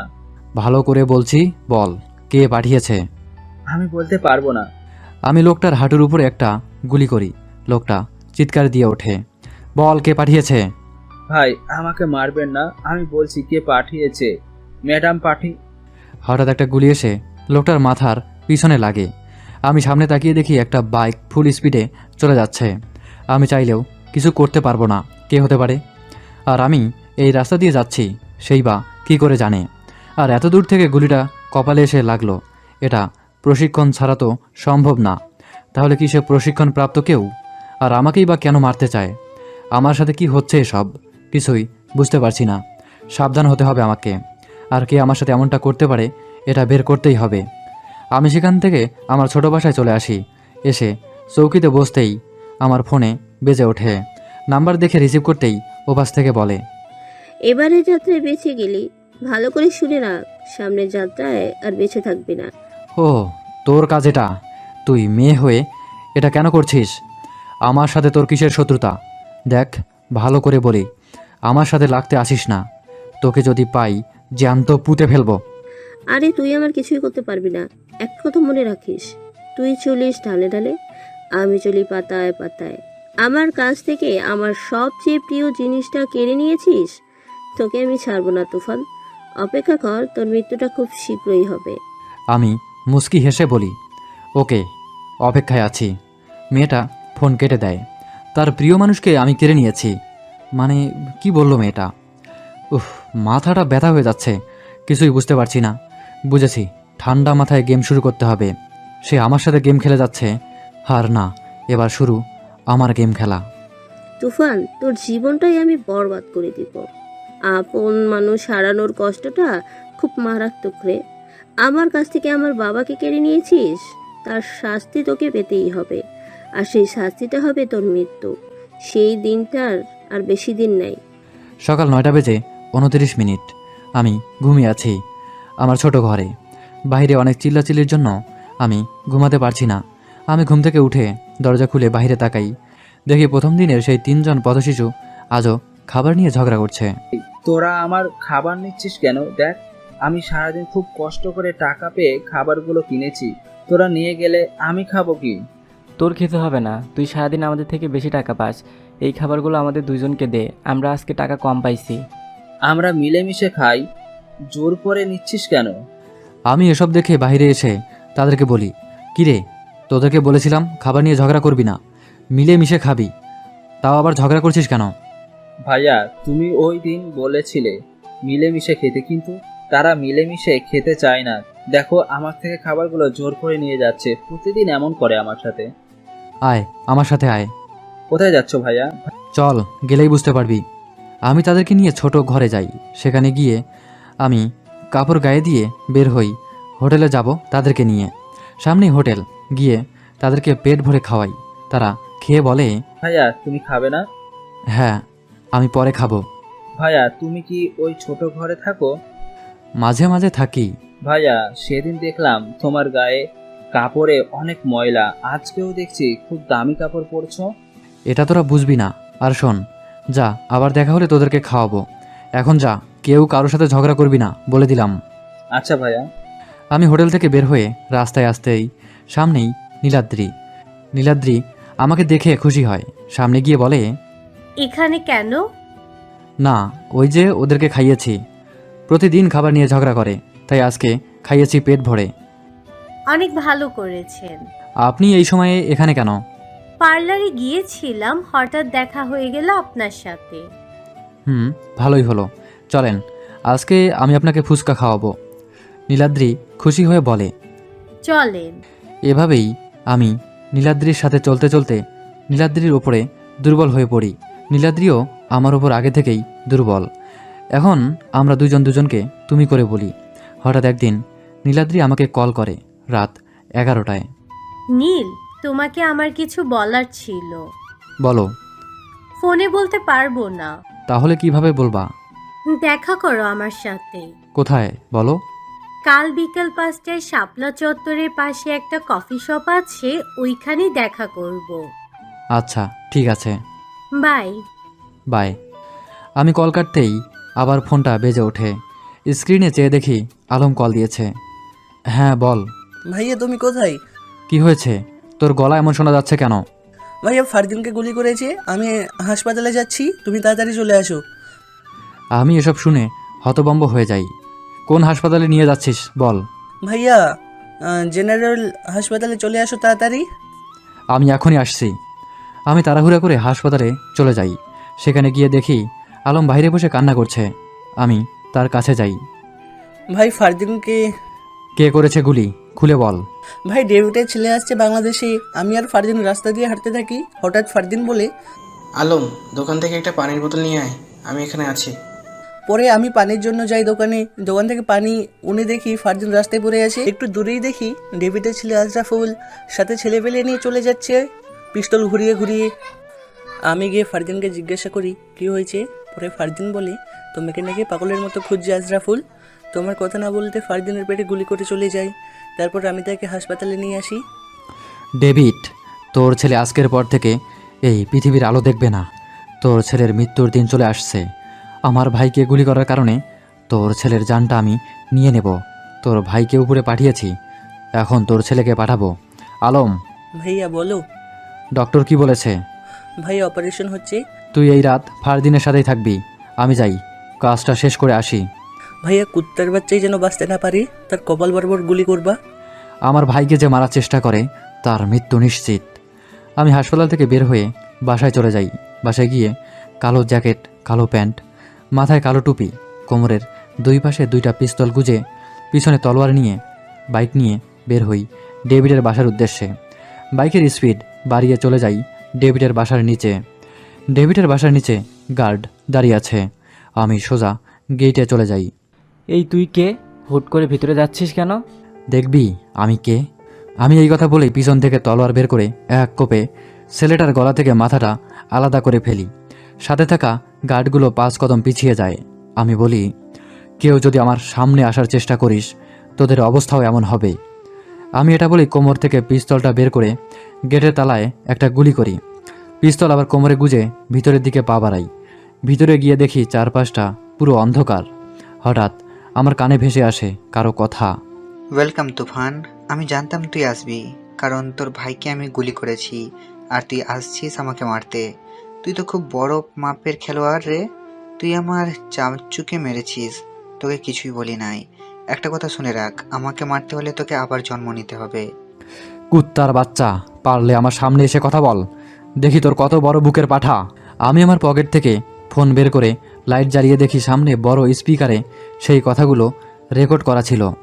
আমি জোরে হেসে দেই। আমি স্পিকারের সামনে গিয়ে রেকর্ডে চাপ দিয়ে আবারও রেকর্ড করে দিয়ে যাই। যদি এক বাপের সন্তান হয়ে থাকিস, এই তুফানের সামনে এসে কথা বলিস, দেখি তোর কত বড় বুকের পাঠা। এই রেকর্ড করে অটো সেভ করে আমি বাসা থেকে বের হয়ে যাই। বাইকে বসে ফুল স্পিডে চলে যাই হাসপাতালে। হাসপাতালে গিয়ে ফারদিনের রুমে গিয়ে দেখি আলম তার মাথায় হাত বুলিয়ে দিচ্ছে। ফারদিন পিতো পিতো চোখে দেখে আমি এসেছি। ভাইয়া তুমি আসছো, আমার পাশে বসো। আমি গিয়ে ফারদিনের পাশে বসি। মায়ের পেটের ভাইদের থেকেও বেশি আদর করি ফারদিন আর আলমকে। এই দুনিয়ায় এমন কিছু মানুষ আছে যারা শুধু নিজেরটাই বোঝে, পরেটা কিভাবে মেরে খাবে সেই ধান্দায় বসে থাকে। এই দুনিয়া সবাই খারাপ, কেউ গোপনে আবার কেউ প্রকাশে হালাল কিছু করতে জানে না। বেহালাল জিনিসটা মানুষের চোখে পড়ে বেশি। কেউ নারীর নেশা, আবার কেউ টাকার নেশা। এই দুনিয়ার টাকার নেশা সবচেয়ে বেশি। বেহালাল টাকাটার দিকে সবাই চেয়ে থাকে, হালাল টাকার দিকে তাকাতে চায় না, কারণ হালাল টাকাটা তো কাজ করে নিতে হয়। ফারদিন ঘুমিয়ে গেছে, সাথে আলম বসে আছে নিচের চেয়ারে। আমি ডক্টরের সাথে কথা বলি। ডক্টর, আমার ভাইকে বাসায় নিয়ে যেতে চাই। দেখেন, এই অবস্থায় বাসায় নেওয়াটা ঠিক হবে না, 3 দিন পরে নিয়ে যান। না, এখানে প্রবলেম হতে পারে। আজকেই বাসায় নিয়ে যেতে চাই, আর যা লাগে সব দিয়ে দিবেন, সাথে লোক দিয়ে দিবেন। বাসায় ট্রিটমেন্ট হবে আমার ভাইয়ের। ঠিক আছে, আপনি আমার সাথে আসেন। আমি ডক্টরের সাথে যাই, কিছু ঔষধ লিখে দেয়, সেই ঔষধ নিয়ে ফারদিনের কেবিনে যাই। একটু পরেই ফারদিনকে বাসায় নিয়ে আসি। বিকেল 5টা, কফি শপে বসে আছি আমি আর নীলাদ্রি। নীলাদ্রি কিছু বলে না, আমিও কিছু বলি না। ওয়েটার এসে বলে, স্যার কি দিব? নীলাদ্রি কি খাবে? তেমন কিছু না, 1 কাপ কফি হলেই হবে। ওকে, এই 2 কাপ কফি দাও। জি স্যার। ওয়েটার চলে যায়। নীলাদ্রি আমার দিকে আর চোখে তাকায়, তা আমি বুঝতে পারছি না। একটু পরে ওয়েটার কফি নিয়ে আসে। এখন বলো, কেন ডেকেছ? দেখো নীল, আমি সোজা কথা বলতে পছন্দ করি। কথা হচ্ছে, আমি যেদিন তোমাকে প্রথম দেখি সেই দিনই তোমাকে আমার ভালো লাগে। আমি তোমাকে ভালোবাসি নীল, প্লিজ ফিরিয়ে দিও না। আমি কি বলবো কিছুই বুঝে উঠতে পারছি না। এসব ভালোবাসা যে আমার জন্য নয়। আমি তো অন্ধকার জগতের মানুষ, যেখানে মানুষ একবার চলে গেলে সহজে ফিরে আসতে পারে না। মৃত্যুটা কখন হয় টেরও পাওয়া যায় না। গ্যাংস্টারের জীবনে যে ভালোবাসা নামকটা নাই। কি হলো নীল, কিছু বলছো না যে? দেখো, তুমি আমার সম্পর্কে কিছুই জানো না। জানলে হয়তো আমাকে ভালোবাসার কথা বলতে পারতে না, বন্ধুত্বটাও করতে না। আমার পক্ষে ভালোবাসা সম্ভব না। প্লিজ, এসব কথা আমি শুনতে চাই না। প্লিজ নীল, আমি তোমার সম্পর্কে কিছুই জানতে চাই না। আমি তোমার হাত ধরে বাঁচতে চাই, প্লিজ নীল। অন্ধকার জগতের মানুষ আমি চাই না তুমি আমার জীবনে এসে নিজের জীবনটা নষ্ট করো। যেভাবে আছো সেভাবেই থাকো। আমার থেকে ভালো মানুষ পাবে তুমি। অন্ধকার জীবন মানে? সেটা সময় হলেই জানতে পারবে। এখন উঠি। আমি উঠে চলে যাই। নীলাদ্রি সেখানে বসে আছে, আমার যাওয়ার দিকে চেয়ে আছে। আমার করেই ছাড়বো তোমাকে, যতই না করো আমাকেই ভালোবাসতে হবে। নীলাদ্রি এই কথাগুলো বলে সেখান থেকে বাসায় চলে যায়। নীলাদ্রি, আমিও যে তোমাকে ভালোবাসি, কিন্তু আমি যে অন্ধকার জগতের মানুষ। আমার জীবনে যে ভালোবাসা নামকটাই নাই। আমার সকালটা শুরু হয় পিস্তলের গুলির শব্দে। চাইলেও তোমাকে ভালোবাসতে পারবো না। আমার জন্য তোমার জীবনটা নষ্ট হয়ে যাবে। আমার নিজের শত্রুরা আমাকে কিছু না করতে পারলে তোমাকে করবে, কারণ তুমি যে আমার দুর্বল জায়গা। আমার অন্ধকার জগতের কথা জানলে তুমি হয়তো আমাকে মেনে নেবে না। রাত 10টা, ফারদিনকে দেখতে মিনিস্টার আসছে, সাথে আরও অনেক মানুষ। আমি বসে আছি ফারদিনের পাশে। মিনিস্টার বলে, ভাই এটা কে করেছে? কার এত বড় সাহস ভাই? ডেভিডের ছেলে আশরাফুল, সে আমার ভাইকে গুলি করেছে। তার মৃত্যু আমি খুব ভয়াবহভাবে দিব। ভাই আপনি চিন্তা করবেন না, তার খোঁজ লাগাচ্ছি আমি। দরকার নাই, আমি খুঁজে নেব তাকে। আমার শিকারকে আমি নিজেই খুঁজে বের করব। বাপ ছেলেকে একসাথেই মাটিতে পুঁতে ফেলব। ভাই আপনি শান্ত হন, যা করার ঠান্ডা মাথায় করতে হবে। কি করে শান্ত হব বলো? আমার ভাইকে মারার চেষ্টা করে, এই পাওয়ারফুল গ্যাংস্টার তুফানের ভাইকে মারার চেষ্টা করে। একটাকেও বাঁচিয়ে রাখবো না, সব কয়টাকে একসাথে মাটিতে পুঁতে ফেলবো। সেদিন রাতে মিনিস্টার চলে যায়। আমার বাসা থেকে ফারদিন আলম ঘুমিয়ে পড়ে। আমার রুমে পায়চারি করতে থাকি। হঠাৎ আমার ফোনে একটা মেসেজ আসে। মেসেজটা ছিল সেই অচেনা মেয়ের নাম্বার থেকে। মেসেজটা, বুঝেছিস আপন কাউকে কেউ মারার চেষ্টা করলে কতটা কষ্ট লাগে, আর তার থেকেও বেশি কষ্ট লেগেছে আমার যখন সবচেয়ে আপন মানুষটাকে তুই মেরেছিস। আস্তে আস্তে তোর কাছ থেকে আমি সব কেড়ে নেব, পরে তোকে একেবারে শেষ করে দিব। আমি মেসেজটা পড়ে একটু চিন্তায় পড়ে যাই। এই মেয়ের আপন মানুষকে আমি মেরেছি? কি বলে মেয়েটা? কিছুই বুঝতে পারছি না। তার মানে কি তার আপন মানুষকে মেরেছি, তাই সে আমাকে মেরে তার প্রতিশোধ নিতে চায়? কে মেয়েটা? খুঁজে বের করতেই হবে। কেটে যায় 15 দিন। এর মাঝে ফারদিন সুস্থ হয়ে যায়। আমার দিন কাটে চিন্তা করতে করতে। একটাই চিন্তা, সেই অচেনা মানুষটা কে? কে এই দুনিয়া থেকে একবারে বিদায় করে দেই। আরে এত তাড়া কিসের? নিজেই এসে আমার কাছে ধরা দিবে। বাবা কি বললা কিছুই বুঝলাম না। সব বুঝতে পারবি আস্তে আস্তে। ভাইয়া আশরাফুলের খোঁজ পেয়েছি। সে তার বাবার সাথে নিউ ইয়র্কে থাকে। ফারদিনকে যেদিন গুলি করে সেই দিনে চলে যায় নিউ ইয়র্কে। 6 তারিখ বিকাল 5টায় বাংলাদেশে ফিরবে। ওকে, আমি একটু বাইরে গেলাম। ভাইয়া তুমি একটু সাবধানে থাকার চেষ্টা করবা। তোদের ভাই কি সেটা তোরা জানিস। আমার নাম শুনলে সবাই সাবধান হয়, সেই জায়গায় তোরা আমাকে বলছিস সাবধান হতে। ভাইয়া এত বড় কথা বলো কেন তুমি? এই পৃথিবীতে তুমি ছাড়া আমাদের কেউ নেই। তোমার কিছু হয়ে গেলে আমাদের কি হবে একটাবার ভাবছো? আমি দৌড়ে গিয়ে ফারদিন আলমকে জড়িয়ে ধরি। আমার কিছু হবে না, তোরা অযথাই টেনশন করিস। আরে তোরা থাকতে আমার কিছু হবে নাকি? আমি বের হই বাসা থেকে, হেঁটে যাচ্ছি রাস্তা দিয়ে। নিচে চেয়ে হাঁটতে ব্যস্ত আমি। হঠাৎ এক মেয়ের সাথে ধাক্কা লাগে। আমি উপরে তাকিয়ে দেখার আগেই মেয়েটা বলে, সরি ভাইয়া, দেখতে পাইনি, প্লিজ সরি। ওকে ঠিক আছে। আর আমার সাথে ধাক্কা লেগেছে, আপনি সরি বলছেন কেন?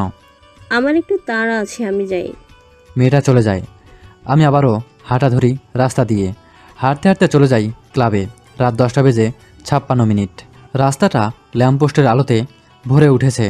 চারপাশটা খুবই আলোকিত। হালকা বাতাস, রাতের পোকার ডাক কানে ভেসে আসছে। গলির দেওয়ালের নিচে ছোট ছোট ঘাস, সেই ঘাসের উপরে নিচে জোনাকি পোকা আলো করে দিচ্ছে। ল্যাম্পপোস্টের আলোর মাঝে সিগারেটের ধোঁয়াটাও এতটা মিশিয়ে যায় না, এক জায়গায় জমে থাকে। শীতের রাত, কুয়াশার মাঝেও সিগারেটের ধোঁয়াটা জমে থাকে। আমি ড্রাঙ্ক হয়ে রাস্তা দিয়ে হাঁটি, মুখে সিগারেট টেনে যাচ্ছি। চোখ দিয়ে চারপাশটা দেখি, মনে হচ্ছে চারপাশটা আরও বেশি আলোকিত হয়েছে। হঠাৎ গাড়ির হর্ন বাজে। আমি ভালো করে তাকিয়ে দেখি সামনে 3 থেকে 4টা গাড়ি। সেই গাড়ির লাইটের আলোতেই চারপাশটা আরও আলোকিত করেছে। আমি জায়গায় দাঁড়িয়ে যাই। আমি ড্রিঙ্কস করা অবস্থায়ও বুঝি আমার সাথে কি হতে চলেছে, তাও আমার কোনো মাথা ব্যথা নেই। কার মৃত্যু কখন হয় সেটা একমাত্র উপরওয়ালা জানে, আর কার মৃত্যু কিভাবে হয় সেটা তো উপরওয়ালা জানে। ওয়েলকাম তুফান। আশরাফুল তুই? কিরে অবাক হইলি কি মনে হচ্ছে? অবাক আবার আমি? তুই তো নিউ ইয়র্কে চলে গেলি, আসার কথা 6 তারিখ, 2 দিন আগেই চলে আসলি, আবার আমার সামনে দাঁড়িয়ে আছিস।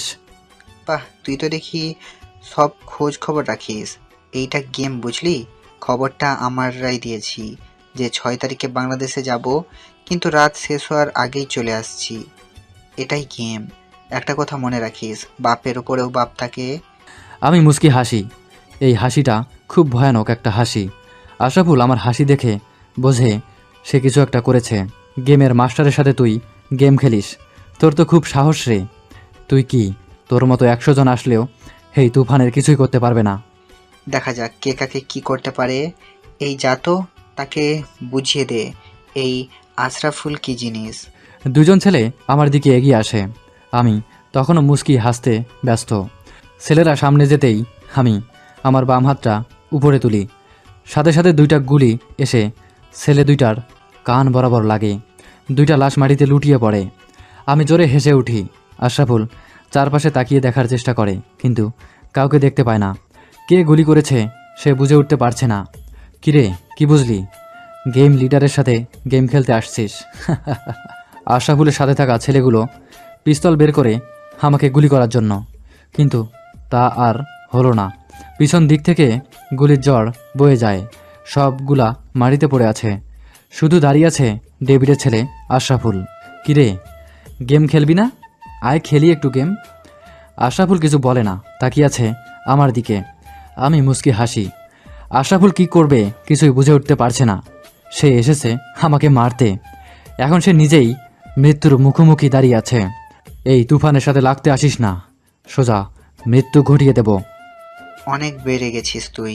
তুই বেশি দিন বেঁচে থাকবি না, তোর মৃত্যুর সামনে অপেক্ষা করছে। আমার এই কথা শুনে হাতটা হালকা তালি দেয়।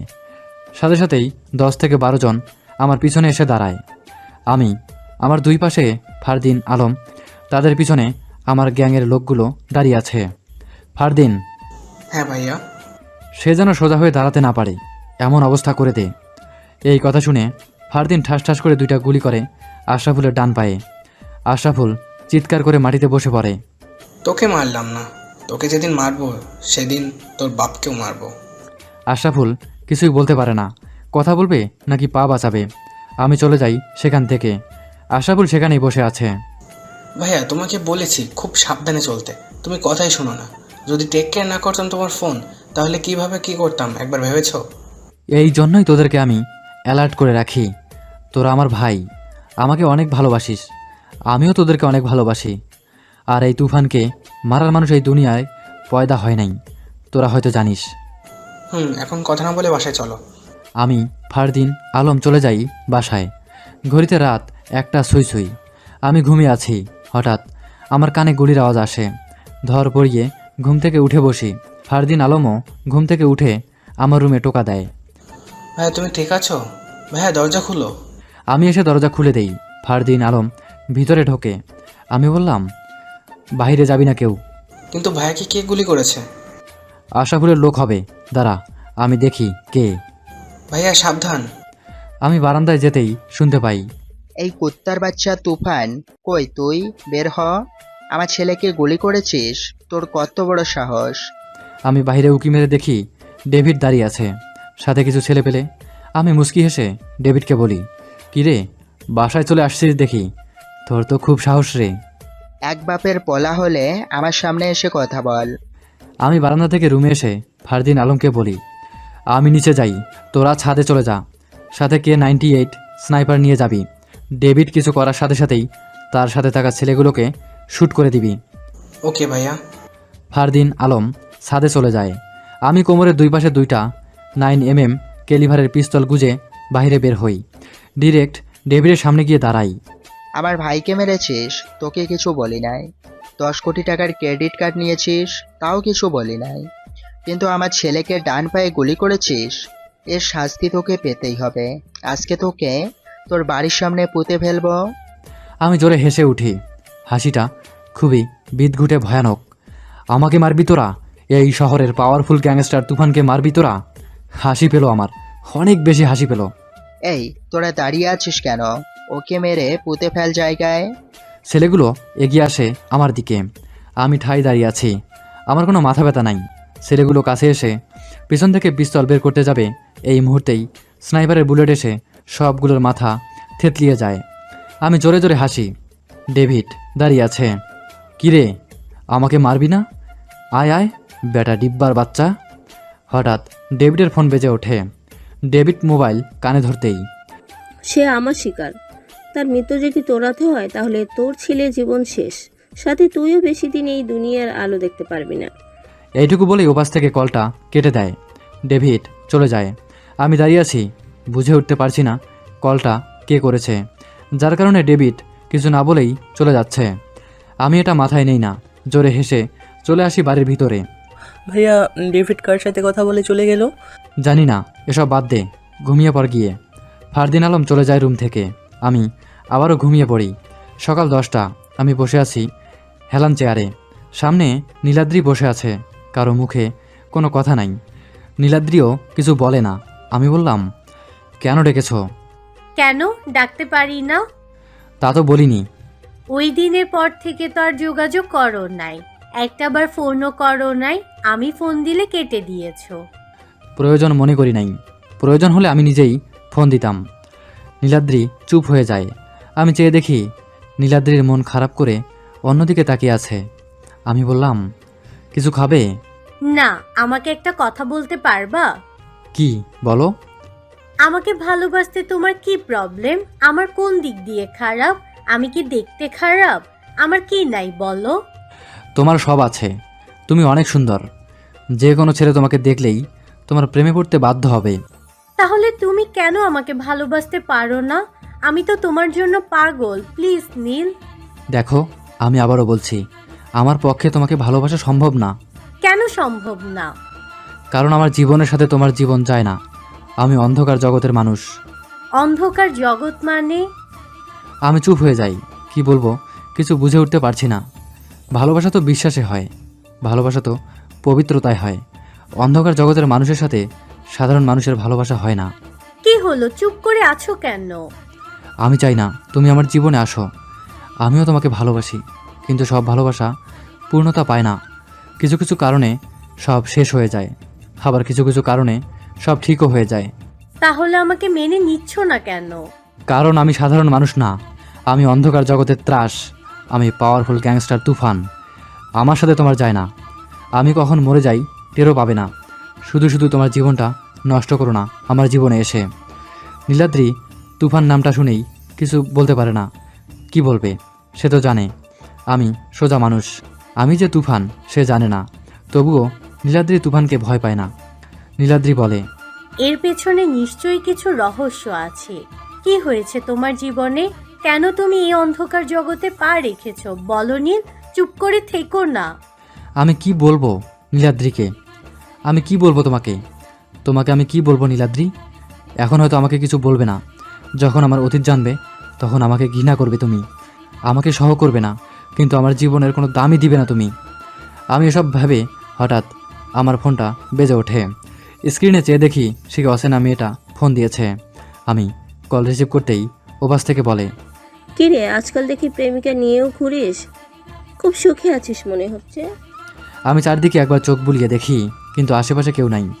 তাহলে কে সেই অচেনা মেয়েটা? দেখেছে আমাদেরকে, কিন্তু আমরা এখানে আছি সে জানবে কিভাবে? কি রে, কিছু বলিস না কেন? কেন ফোন করেছিস সেটা বলে ফোনটা কেটে দে। আপন মানুষ হারানোর কষ্টটা আজকে বুঝবি তুই। রেডি থাকিস, দেখা হচ্ছে তোর সাথে। আমি মুচকি হাসি। নীলাদ্রি আমার দিকে তাকিয়ে আছে। আমি মুচকি হেসে বলি, ওকে। ওপাশ থেকে ফোনটা কেটে দেয়। নীলাদ্রি বলে, কি হয়েছে? কে ফোন করেছে? সেটা পরে জানতে পারবে। আমি তোমাকে যা যা বলবো তাই তাই করবা আজকে। কি হয়েছে বলো। যা বলেছি তাই করবা। আমি যেভাবে বলবো সেভাবে সব করবা। ঠিক আছে, কিন্তু কি হয়েছে বলো। পরে জানতে পারবা সব। রাত 11টা। নীলাদ্রি তার বাসার রুমে বসে আছে। একটু পর পর বসা থেকে উঠে পায়চারি করে, আবার বসে পড়ে। নীলাদ্রি ভাবতে পারছে না তার সাথে কি হচ্ছে। আমি কেন এমনটা করব? কি রহস্য আছে? নীলাদ্রি এসব ভাবে। হঠাৎ গাড়ির শব্দ শুনতে পায় নীলাদ্রি।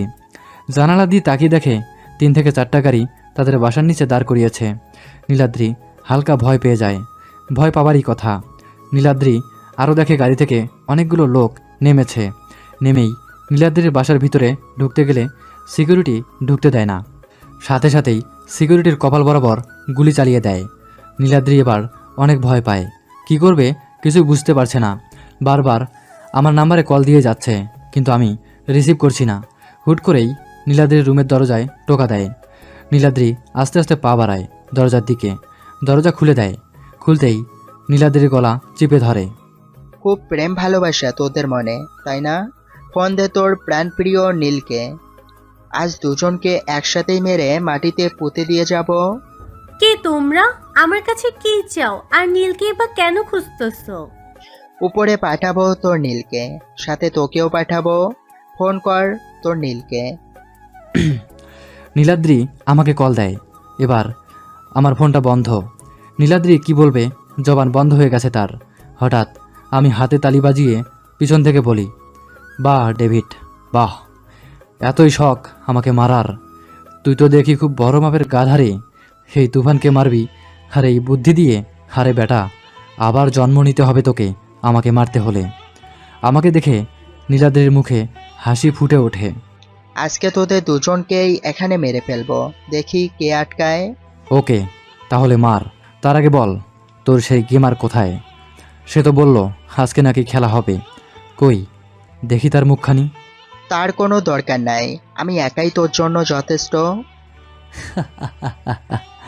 হাসি পাইল। ডেভিডের সাথে থাকা ছেলেগুলো আমাকে মারতে আসে। আমি আমার পিছন থেকে তলোয়ার বের করে সব কয়টাকে কুপিয়ে মেরে ফেলি। দাঁড়িয়ে আছে শুধু ডেভিড আর নীলাদ্রি। নীলাদ্রি চোখ বন্ধ করে দাঁড়িয়ে আছে। কিরে হায়, মারবি না আমাকে? তুই বারবার ভুলে যাস এই তুফান কি জিনিস। তোকেও আর বাঁচিয়ে রাখবো না। ওপরে ভালো থাকিস। আমি এই কথা বলে কোমর থেকে পিস্তলটা বের করে ডেভিডের মুখে শ্যুট করে দেই। ডেভিড মাটিতে পড়ে যায়। নীলাদ্রি চিৎকার করে ওঠে পিস্তলের শব্দ পেয়ে। নীলাদ্রি চোখ খুলে তাকিয়ে দেখে ফ্লোর ভরা লাশে, রক্তে ভেসে যাচ্ছে। এসব দেখে আমাকে জড়িয়ে ধরে নীলাদ্রি। ভয় পেয়েছো? আমি এখানে থাকবো না, আমাকে নিয়ে যাও তোমার সাথে। তোমাকে আর এখানে থাকতে হবে না, আমার রাজপ্রাসাদে থাকবে। এখানে থাকলে তোমার ক্ষতি হতে পারে। সত্যি বলছো? তোমার সাথে নিয়ে যাবে? হ্যাঁ সত্যি। নীলাদ্রির চোখে পানি টলমল করছে। মনে হচ্ছে এখনই সেই চোখের পানি গাল বেয়ে পড়বে। হ্যাঁ, কি হয়েছে? কান্না করছো কেন? কিছু না। হয়েছে, এখন চলো। সেদিন রাতে আমি নীলাদ্রিকে আমার বাসায় নিয়ে যাই। নীলাদ্রি আমার বাড়ি দেখে হা হয়ে আছে। এত বড় বাড়ি কখনো দেখে নাই নীলাদ্রি। আমি বললাম, কি হয়েছে, কি দেখো? এত বড় বাড়ি তোমার? কেন, পছন্দ হয়নি তোমার? হয়েছে। আমার রুম এটা, আর তুমি আমার ডান পাশের রুমে ঘুমাও, আর বাম পাশের রুমে আমার ভাইয়েরা ঘুমাবে। যাও, ফ্রেশ হয়ে ঘুমিয়ে পড়ো। ওকে। নীলাদ্রি চলে যায় রুমে। সকালবেলা নীলাদ্রি ঘুম থেকে উঠে রান্নাঘরে গিয়ে রান্না করে। কাজের মানুষ সবাই অবাক, কারণ নীলাদ্রি কাউকে কাজ করতে দিচ্ছে না, সে নিজেই সব করে নিচ্ছে। ফারদিন আর আলম ঘুম থেকে উঠে নিচে এসে দেখে নীলাদ্রি খাবার দিয়ে টেবিল সাজাচ্ছে। ফারদিন আলম অবাক, এত কিছু রান্না করেছে, আর এই মেয়ে এখানে কি করে এলো? আপু তুমি এইখানে কি করো আর কখন আসছো? তোমার ভাইকে জিজ্ঞেস করো। ফারদিন আলম আবুল হয়ে যায় নীলাদ্রির কথা শুনে। আলম বলে, আপু আমরা তোমাকে জিজ্ঞাসা করেছি, ভাইয়া কেন বলবো? কারণ তোমার ভাইয়ের বউ আমি। ফারদিন আলমের দিকে তাকায়, অবাকের উপর অবাক হচ্ছে তারা দুজন।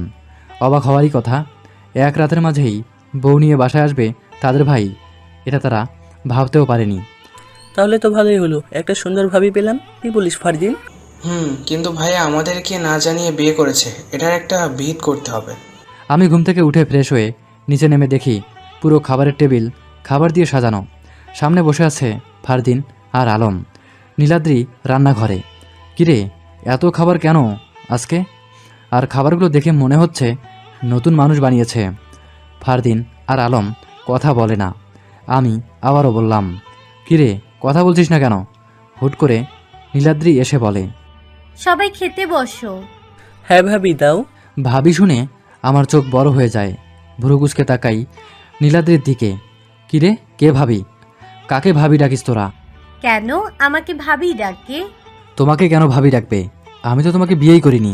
ভাইয়া এসব বলে লাভ নাই, আমাদের কে না জানিয়ে বিয়ে করেছো, আর আমাদেরকে জানাবে কেন? আমরা তো আর তোমার কেউ না। দেখ, ফালতু কথা বলবি না। আমার সব তোরা, আমি যাই করি না কেন তোদেরকে আগে জানাই। আর নীলাদ্রিকে আমি বিয়ে করিনি। তাহলে ভাবি যে বললো তুমি নাকি কালকে রাতে বিয়ে করে নিয়ে আসছো? সে মিথ্যা বলেছে। কি নীলাদ্রি, বলো? না, আমি মিথ্যা বলি নাই, আমি তোমার বউ। আমি নীলাদ্রির দিকে রাগি লুকে তাকাই। ফারদিন আলম হালকা কিছু খেয়ে উপরে চলে যায়। আমি নীলাদ্রির হাত ধরে টানতে টানতে নিয়ে যাই রুমে। নীলাদ্রি, কি হচ্ছে সব? কেন, কিছু তো হয় নাই, আর তুমি চাইলে হতেও পারে। ফালতু কথা বলবে না বলে দিলাম।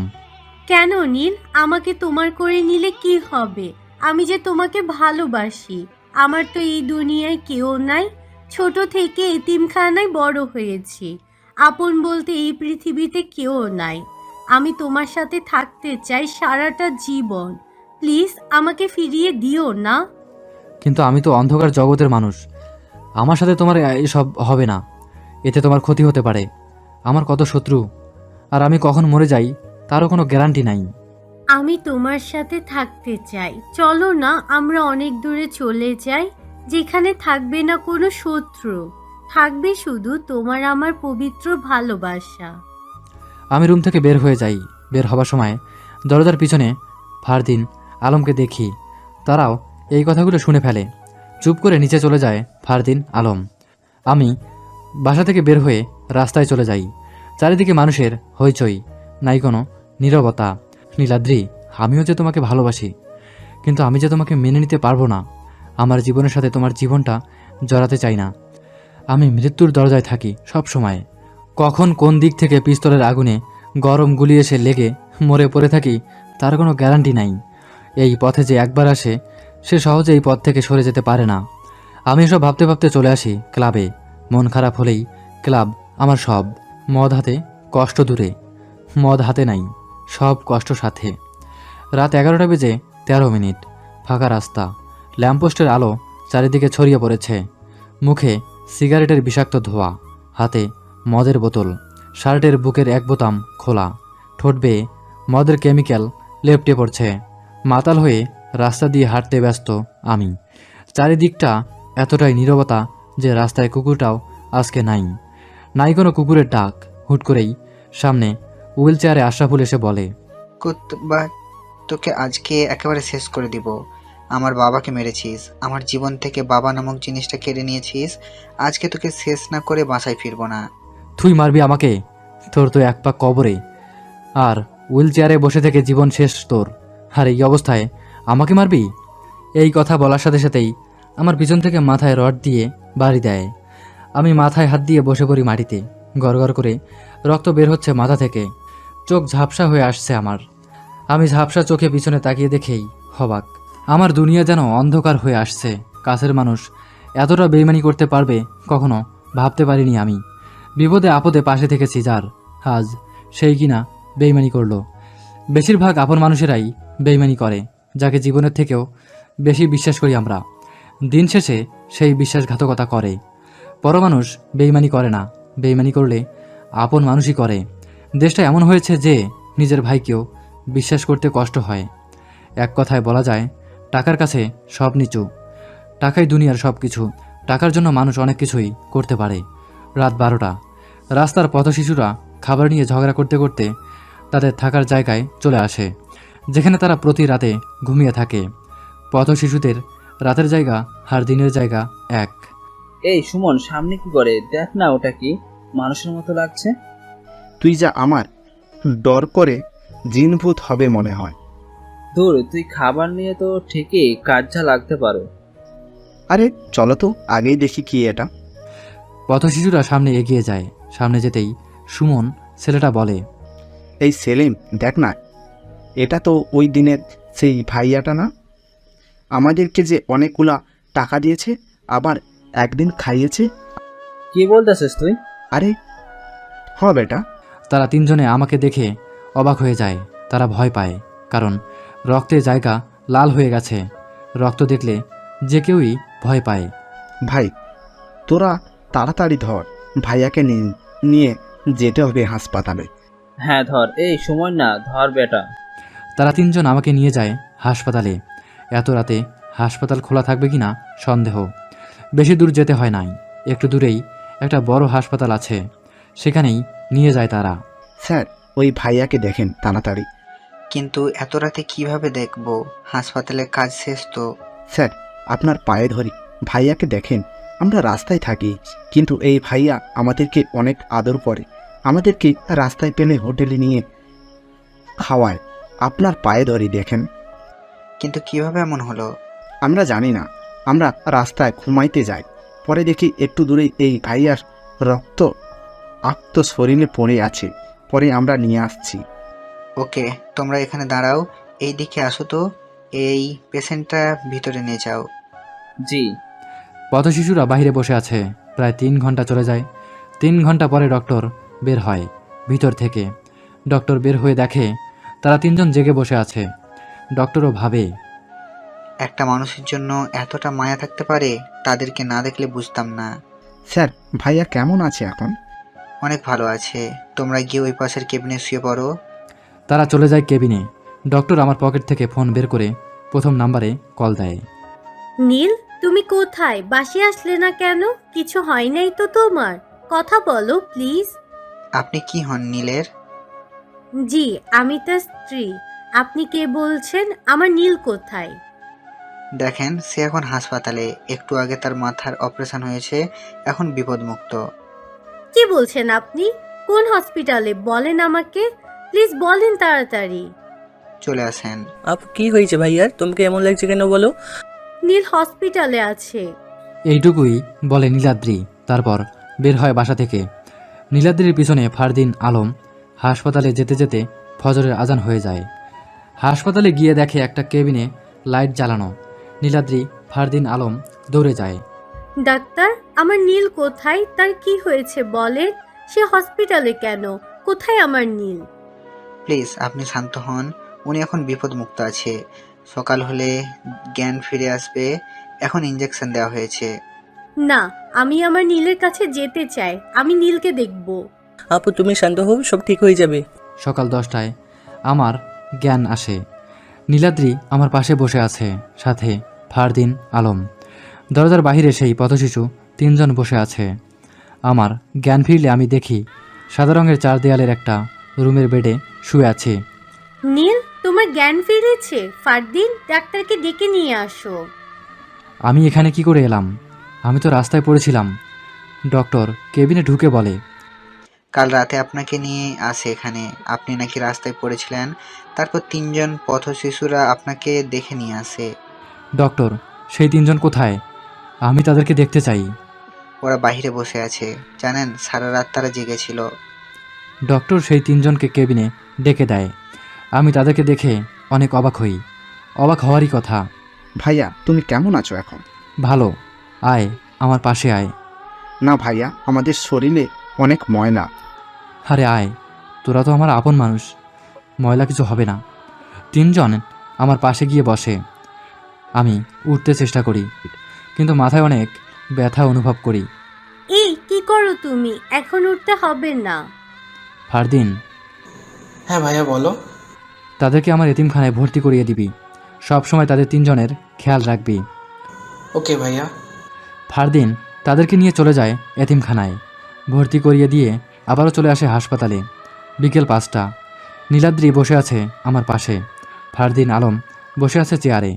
আলম বলে, ভাইয়া কি হয়েছিল? কে এমনটা করেছে? সুস্থ হয়ে তারপর বলবো। কার এত বড় সাহস? ভাইয়া তোমাকে বলতে হবে কেই হয়েছিল। তোরা এত পাগলামি করিস না, যা করার ভালো হয়ে করব। একটাকেও ছাড়বো না। সব কয়টাকে কুপিয়ে টুকরো টুকরো করে রাস্তার কুকুরকে খাওয়াবো। চারদিকে নাচ গান, মদের আড্ডা, লাল লাইটের ছড়াছড়ি চারপাশ, সাউন্ড বক্সের শব্দে কান ফেটে যাচ্ছে। গ্লাসে মদ, হাতে সিগারেট। বসে আছে সামনের হুইল চেয়ারে আশরাফুল, সাথে আরও কয়েকজন। মিনিস্টার ধন্যবাদ আপনাকে।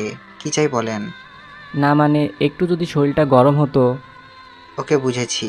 রুমান, জি ভাই। কাঁচা জ্যান্ত মাংস দিয়ে দে। ওকে ভাই।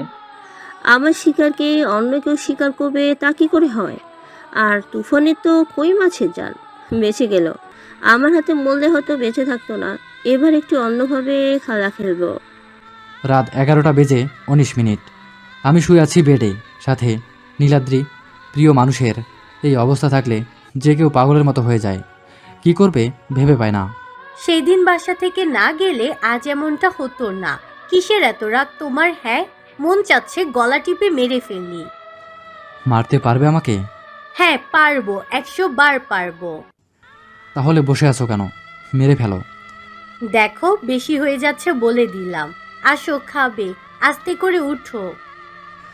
উঠতে পারবো না, মাথায় ব্যথা পাই। চেষ্টা করো উঠার। আমি শোয়া থেকে উঠে বসি। নীলাদ্রি আমাকে খাইয়ে দেয়। খাওয়ার পরে ঔষধ খাইয়ে আবারও শুইয়ে দেয়। এভাবেই নীলাদ্রি আমার কেয়ার করতে থাকে। চলে যায় 22 দিন। এই 22 দিনে আমি সুস্থ হয়ে যাই। বাসায় চলে আসি আমি। ক্লাবে মদের আড্ডা, নাচানাচি, সিগারেটের ধোঁয়ায় পুরো ক্লাব কালো হয়ে গেছে। চেয়ারে বসে আছে মিনিস্টার, তার সামনে বসে আছে আশরাফুল। ভাই তো উঠি, এখন তো আপনার রাস্তা ক্লিয়ার। ব্যবসা শুরু করে দিন, সাথে আমাকেও একটু দেখেন। কথা খারাপ বলেন নাই। আপনি আমার রাস্তা ক্লিয়ার করার জন্য সাহায্য করেছেন। আমি আপনাকে সাহায্য করব না তা কি হয় নাকি মিনিস্টার সাহেব? তো আজকে উঠি, কালকে দেখা হবে সন্ধ্যায়। ওকে।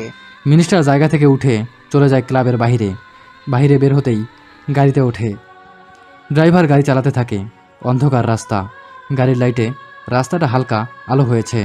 একটু সামনে গিয়ে ড্রাইভার গাড়ি কষে ব্রেক করে। এই কি হয়েছে? গাড়ি ব্রেক করলি কেন? স্যার, সামনে কে যেন দাঁড়িয়ে আছে। মিনিস্টার গাড়ির গ্লাস নামিয়ে বাইরে উকি মেরে দেখে কেউ একজন রাস্তায় দাঁড়িয়ে আছে। মিনিস্টার গাড়ি থেকে নেমে তার সামনে যায়। অন্ধকার রাত, হালকা দেখা যায়। এইভাবে রাস্তায় দাঁড়িয়ে আছিস কেন? আর এত রাতে রাস্তায় কেন? তোদের জন্য রাস্তায় গাড়ি থামাতে হয়? যা এখান থেকে। মুখ ভর্তি দাড়ি, চোখের ভ্রুতে রিং, চোখগুলো লাল হয়ে আছে। কালো প্যান্ট, কালো জ্যাকেট, মুখে মাস্ক, হাতে কালো কভার। মিনিস্টারের কথা শুনে হেসে ওঠে রাস্তায় দাঁড়িয়ে থাকা সেই লোকটা।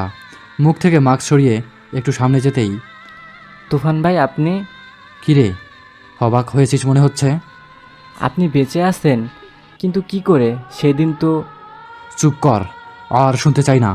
তোকে নিজের আপন মানুষ ভেবেছিলাম। তোর সব কাজে সাহায্য করেছি, তোকে মিনিস্টার বানিয়েছি, তোকে টাকার মালিক বানিয়েছি, আর তুই কি না আমার সাথে বেইমানি করলি। তুই চাইলে কোটি টাকা তোকে দিতাম। তুই বলেছিস তোর টেন্ডারে অন্য কেউ হাত দিতে চেয়েছে, কিন্তু আমি তা হতে দেইনি। আর তুই সামান্য কিছু টাকার জন্য আমাকে মারার জন্য বিক্রি হয়ে গেলি আমার শত্রুর কাছে। ভাই আমার ভুল হয়ে গেছে, আমি বুঝতে পারি নাই, আমাকে এবারের মতো মাফ করে দিন। আপনি যা বলবেন আমি তাই করব, প্লিজ ভাই মাফ করে দিন। পা সার বলছি।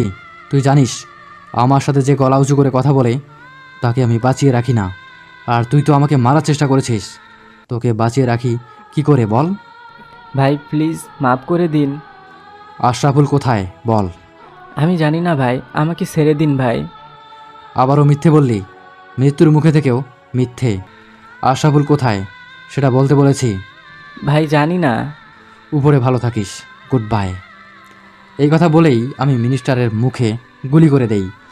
মিনিস্টার বসার মাঝেই মাটিতে পড়ে যায়। গাড়ির ড্রাইভার গাড়ি ফেলেই দৌড়ে পালায়। আমি হেসে দেই। সকালবেলা আশরাফুল ঘুমিয়ে আছে। মাথায় চিন্তা না থাকার মানুষের ঘুম খুব ভালো হয়। আর সেই চিন্তাহীন ঘুমে যদি কেউ মরার জন্য সাবধান হতে বলে তাহলে ঘুমটা ভয়ে পরিণত হয়। আশরাফুল ঘুমিয়ে আছে, হঠাৎ তার ফোনটা বেজে ওঠে। ঘুম ঘুম চোখে ফোন রিসিভ করতেই ওবাস থেকে বলে, তুফানকে মারতে পারলি না, এবার নিজে মারার জন্য রেডি থাকিস। এই কথা শুনে আশরাফুল ঘুম থেকে লাফ দিয়ে উঠে বসে। ভালো করে এক হাতে চোখ কচলিয়ে বলে, তুফান বেঁচে আছে মানে কি? তাকে তো শেষ করে দিচ্ছি। আর তুফান বেঁচে আছে আপনি জানেন কি করে? সে আমার শিকার, আমি জানবো না তো কে জানবে? মিনিটও শেষ, তাকে মেরে ফেলেছে তুফান, এখন তোর পালা। কি মিনিস্টারকে মেরে ফেলেছে? আপনার সাথে আমার দেখা করার দরকার, আমি দেখা করতে চাই আপনার সাথে। আজ রাত 12টায় মিরপুর পার্টি হাউসে দেখা হবে। ঠিক আছে। আশরাফুল কল কেটে দেয়। বিছানা থেকে নেমে হুইল চেয়ারে বসে গ্লাসে থাকা পানি পুরো শেষ করে। ভাবে, তাকে তো মেরে ফেললাম, কিন্তু সে বেঁচে গেল কিভাবে? আর মিনিস্টারকে মারলো কখন? এটা কিভাবে সম্ভব? আর তো বেঁচে থাকার কথা না। ভাই একটা কথা বলি। বল, অনুমতি নেওয়ার কি আছে? ভাইয়া নীলাদ্রি আপুকে বিয়ে করে ফেলো তুমি। এই কথা বলাতে আমি আলমের দিকে রাগী লুক নিয়ে তাকাই। ফারদিন বলে, ভাইয়া আলম ঠিকই বলেছে, নীলাদ্রি আপুকে বিয়ে করো। দেখ, এসব কথা বলিস না। তোরা সব জেনেও কেন এসব কথা বলছিস? ভাইয়া নীলাদ্রি আপু তোমাকে অনেক ভালোবাসে। তুমি যখন হাসপাতালে ছিলে তখন ডক্টরকে আপু তোমার বউ বলে পরিচয় দিয়েছে। কি বলছিস তুই? হ্যাঁ ভাইয়া ঠিক বলেছি। এসব নিয়ে পরে ভাবা যাবে। আমি একটু বাইরে গেলাম। নীলাদ্রি দরজার আড়ালে থেকে সব শুনে ফেলে। মুচকি হেসে বিছানায় পরে কোলবালিশে মুখ বুজে দেয়। আমি বাইরে গিয়ে টং দোকান থেকে একটা সিগারেট জ্বালাই। সিগারেট টেনেই যাচ্ছি। দোকান থেকে চলে যাই কলেজের পাশে। পুকুর পাড়ে পাশে রাখা ছোট ব্রেঞ্চ, সেই ব্রেঞ্চে গিয়ে বসি। সিগারেট শেষ হয়ে যায়। সিগারেট ফেলে দিব এমন সময় আমার ফোন বেজে ওঠে। আমি নাম্বারটা দেখে মুচকি হেসে রিসিভ করতেই বলে, ওয়েলকাম তুফান। আমারও একই কথা। এতদিন কইছিলি নাকি ভয় পেয়েছিস? বলেছিলি দেখা হবে, পরে তো আর সামনেই আসলি না। আমি ভয় পাবো তোকে? আর তোর তো কই মাছের জান রে, মরো গিয়েও বেঁচে গেলি। সবার হাত থেকে বাঁচতে পারবি, কিন্তু আমার হাত থেকে না। হাসি পেল। খুব সুন্দর জোকস বলতে পারিস তুই। ভালো লেগেছে জোকসটা। তোকে যদি আমি পাই তোর অস্তিত্বও রাখবো না। খেলা হবে, ভালো থাক, দেখা যাবে কে কাকে কি করে। Good bye. বাবা তোমার দরবারে সব পাগলের খেলা। আমার সাথে গেম খেলা? মাথা মোটা মেয়েটা। আমি একটা কথা ভেবে পাই না, মেয়েটা কে, কি তার পরিচয়? আমার সাথে তার কিসের শত্রুতা? যেই হোক, তার মৃত্যু আমি নিজের হাতেই দিব। রাত 12টা বেজে 9 মিনিট। চারিদিকে মদের আড্ডা, নাচানাচি। মদের বারের টেবিলের উপরে বসে আছে অচেনা সেই মেয়ে। তার সামনে নিচে হুইল চেয়ারে বসে আছে আশরাফুল। চারিদিকে গানের জমজমাট নাচ। অচেনা মেয়েটা হাত উপরে উঠাতেই গান বন্ধ, সাথে নাচানাচি। আঙ্গুল দিয়ে সবাইকে বের হতে বলে। সবাই নিশ্চুপভাবে বের হয়ে যায় ক্লাব থেকে। অচেনা মেয়েটা বলে, এখন বল, কি এমন জরুরি কথার জন্য দেখা করতে চাইলি? সেটা তো আপনি জানেন। আমি কি বলতে চাই? মুচকি হাসে মেয়েটা। হাতের আঙ্গুলে একটা চাবির রিং, সেই রিংয়ে শুধু একটা ছোট্ট চাবি। হাতের আঙ্গুলে ঢুকিয়ে ঘুরিয়ে ঘুরিয়ে বলে, যেই কাজ একা করতে পারবি না সেই কাজ করতে যাস কেন? আর তুই তো জানিস তুফান কি মাল, সে তো আগুনের উপর দিয়ে উড়ায়। আর আমাকে বলতে ভুলে গেলি, রক্তের গরম আছে তোর। কি করব, সে আমার বাবাকে মেরেছে আর তার সাথে জড়িত ছিলেন আপনি। কিন্তু আপনি তুফানের সামনে যাননি, এগিয়ে দিয়েছেন আমার বাবাকে। শেষে কি হলো, আমার বাবাকে তুফান মেরে ফেললো। তোর বাবাকে মেরেছে দেখে তুই সাথে সাথে তুফানকে মারতে গেলি। আর আমার বাবাকে মেরেছে আজ 3 বছর হয়েছে। কই, আমি তো তাকে মারতে পাগল হইনি। ঠান্ডা মাথা রেখে তাকে মারতে হবে। আমি মাথা ঠান্ডা রেখে খেলে যাচ্ছি তার সাথে। এটাই শেষ খেলা তার সাথে। এই খেলা আর মিস হবে না। তারা কথা বলতে ব্যস্ত। রাত গভীর হয়ে যায়। আশরাফুলকে ক্লাব থেকে বের করে 2 জন লোক গাড়ি সামনে আলগি দিয়ে গাড়িতে উঠিয়ে দেয় আশরাফুলকে। গাড়ি চলতে থাকে তার আপন গতিতে। মাঝ রাস্তায় গাড়ি ব্রেক করে ড্রাইভার। আশরাফুল হালকা চোখের পাতা বন্ধ করে ঘুমিয়ে পড়ে। গাড়ি ব্রেক করায় আশরাফুল জেগে যায়। কিরে, গাড়ি থামিয়েছিস কেন? চুপ! এই ভাই, গাড়ি থামিয়েছিস কেন? আশরাফুল গাড়ির ড্রাইভারকে এসব বলে, কিন্তু কোনো কথা বলে না ড্রাইভার। আশরাফুল ভালো করে চোখের পাতা খুলে চেয়ে দেখে ড্রাইভিং সিটে কোনো মানুষ নেই। আশরাফুল গাড়ির ঢাকনা খুলে বাইরে উকি দেওয়ার সময় চেয়ারসহ রাস্তায় পড়ে যায়। উঠতে যাবে রাস্তা থেকে, চোখ উপরে তুলতেই সামনে বড় শক্ত জুতা দেখতে পায়। ঘাড় ঘুরিয়ে আস্তে আস্তে পা থেকে মাথা পর্যন্ত দেখে আশরাফুল অবাক। দম বন্ধ হওয়ার অবস্থা তার। হাতে তলোয়ার, গায়ে কালো জ্যাকেট, মাথায় কালো টুপি, হাতে কভার, মুখে মুচকি হাসি। তুফান তুই? কিরে, ভয় পাচ্ছিস মনে হচ্ছে? দেখ, আমাকে মারিস না, আমাকে ছেড়ে দে। কিরে, তোকে তো আমি মারবো না, আর মারার আগেই এসব বলছিস? আমাকে ছেড়ে দে তুফান। এই শহরে কোনো বান্দির পোলা জন্ম হয় নাই যে এই তুফানকে মারবে, এই পাওয়ারফুল গ্যাংস্টারকে মারবে। এমন কোনো বাহিনচোদের পোলার জন্ম হয় নাই। দেখ, আমাকে ছেড়ে দে, আমি এই দেশ ছেড়ে চলে যাব, তোর শহরে থাকবো না, আমাকে ছেড়ে দে। এই শহর থেকে না, এই দুনিয়া থেকে তোকে বিদায় করে দিব। তার আগে বল, ওই মেয়েটা কোথায়? আমি জানি না। তুই বলবি না? আমি জানি না, জানলে বলে দিতাম। ওকে, ওপারে ভালো থাকিস, গুড বাই। আমি আমার হাতে থাকা তলোয়ার দিয়ে আশরাফুলের গলা থেকে মাথাটা আলাদা করে দেই। আশরাফুলের মাথাটা রাস্তায় পড়ে যায়। রক্ত ড্রেন দিয়ে রাস্তার পাশে গড়িয়ে পড়ছে। আমি তলোয়ারে জমে থাকা রক্ত আশরাফুলের পাঞ্জাবিতে মুছে খুশার ভিতর রেখে বাইকে উঠে ফুল স্পিডে চলে যাই। টাকার জন্য সব করতে পারা মানুষগুলো খুব ভয়ঙ্কর হয়। তার সাথে টাকার লোভ সবাই সামলাতে পারে না। 10 কোটি টাকার একটা চেক বুকের ডান পকেটে, আর সাথে 2টা সাদা চামড়ার মেয়ে। গ্লাসে মদ ঢেলে দিচ্ছে, ডুকডুক করে খাচ্ছে, নাই কোনো চিন্তা। লাগলে আরও পাবি। এর বদলে চাই শুধু একটা গুলিতে মাথার খুলিটা উপর দিয়ে বের করা। ডন, আমার তো শুধু চাই শুধু টাকা। আপন মানুষদের কি হবে, টাকা দিয়েই সব হয়। তাহলে কাজ চালিয়ে যা, যখন যা চাবি তাই পাবি। নো চিন্তা, আমি আছি। লোকটা চেয়ার থেকে উঠে চলে যায়। যাওয়ার আগে সাদা চামড়ার মেয়ে 2টাকে গাল ভরে চুমু দিয়ে যায়। তা দেখে অচেনা মেয়ে মুচকি হাসে। সকালবেলা আমি ঘুমিয়ে আছি। চা হাতে দাঁড়িয়ে আছে নীলাদ্রি। চা টেবিলে রেখে আমার পাশে বসে নীলাদ্রি। চেয়ে আছে আমার মুখের দিকে। মুচকি হেসে মাথায় হাত দিতেই বলে, নীলাদ্রি, তুমি এখানে কেন? চা নিয়ে আসছি, উঠে চা খাবে আর ফ্রেশ হও, একটু বাহিরে যাব। বাইরে কেন? আমার কিছু কেনাকাটা করতে হবে। আমি যেতে পারবো না, ফারদিনকে নিয়ে যাও। থাক, যেতে হবে না, কেনাকাটার দরকার নাই। নীলাদ্রি রাগ দেখিয়ে বের হয়ে যায় আমার রুম থেকে। আমি মুচকি হেসে বিছানা থেকে উঠে চায়ের কাপ হাতে নিয়ে 2 চুমুক চা খেয়ে চলে যাই ওয়াশরুমে। আপু কি হয়েছে, রেগে আছো মনে হচ্ছে? কিছু হয় নাই। তো তোমাকে রাগি রাগি ভাব দেখাচ্ছ কেন? ভাইয়ের সাথে কিছু হয়েছে? হয়েছে, তোর আপু নাকি কেনাকাটা করতে যাবে, নিয়ে যা। আমি সিঁড়ি দিয়ে নামতে নামতে এই কথা বলি। নীলাদ্রি রাগী লুক নিয়ে তাকায় আমার দিকে। আমি চোখ টিপ দেই নীলাদ্রিকে। ফারদিন বসে আছে খাবার টেবিলে। আমি বললাম, কিরে, আলম কোথায়? ভাইয়া সে ঘুমাচ্ছে এখনো, ডেকেছি, বলে একটু পরে উঠবে। আমি খেয়ে আবারও উপরে যেতে নিলে নীলাদ্রি বলে ওঠে, ফারদিন, আমি একা যাব বাহিরে, আর গাড়ির চাবিটা লাগবে আমার। আপু আমি যাই তোমার সাথে? না, আমি একাই যেতে পারবো। ফারদিন গাড়ির চাবি দিয়ে দেয়। আমি সিঁড়ি দিয়ে উপরে উঠে চলে যাই নীলাদ্রির রুমে। নীলাদ্রি উপরে উঠে তার রুমে যায়। গিয়ে কাপড় খুলতে নিলে আমি গিয়ে আটকে দেই। নীলাদ্রি আমাকে দেখে অবাক। এই, তুমি আমার রুমে কি করো? আর আমার রুমে এসেছো কেন, লুচু ছেলে? কি আমি লুচু তাই না? দেখাচ্ছি লুচুগিরি।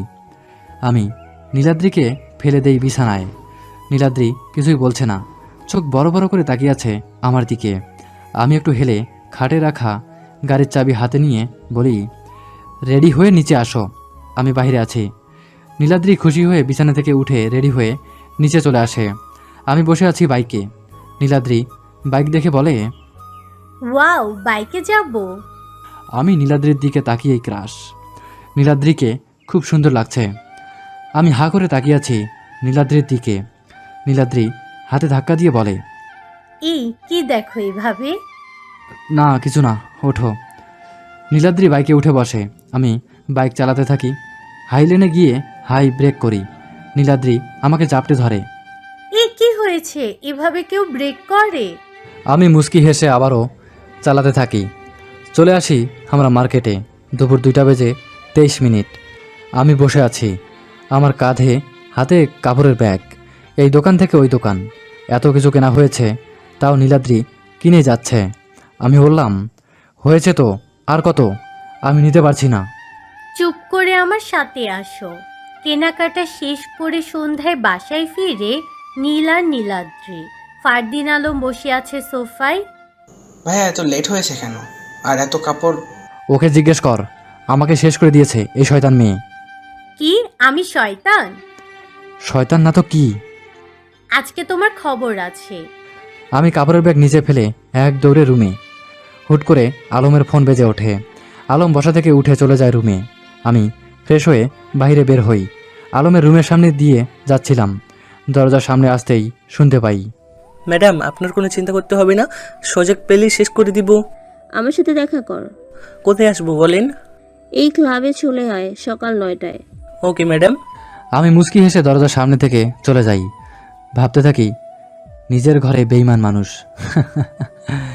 আপন মানুষগুলো তো খুব ভয়ানক হয়, উপকারের দাম দেয় না।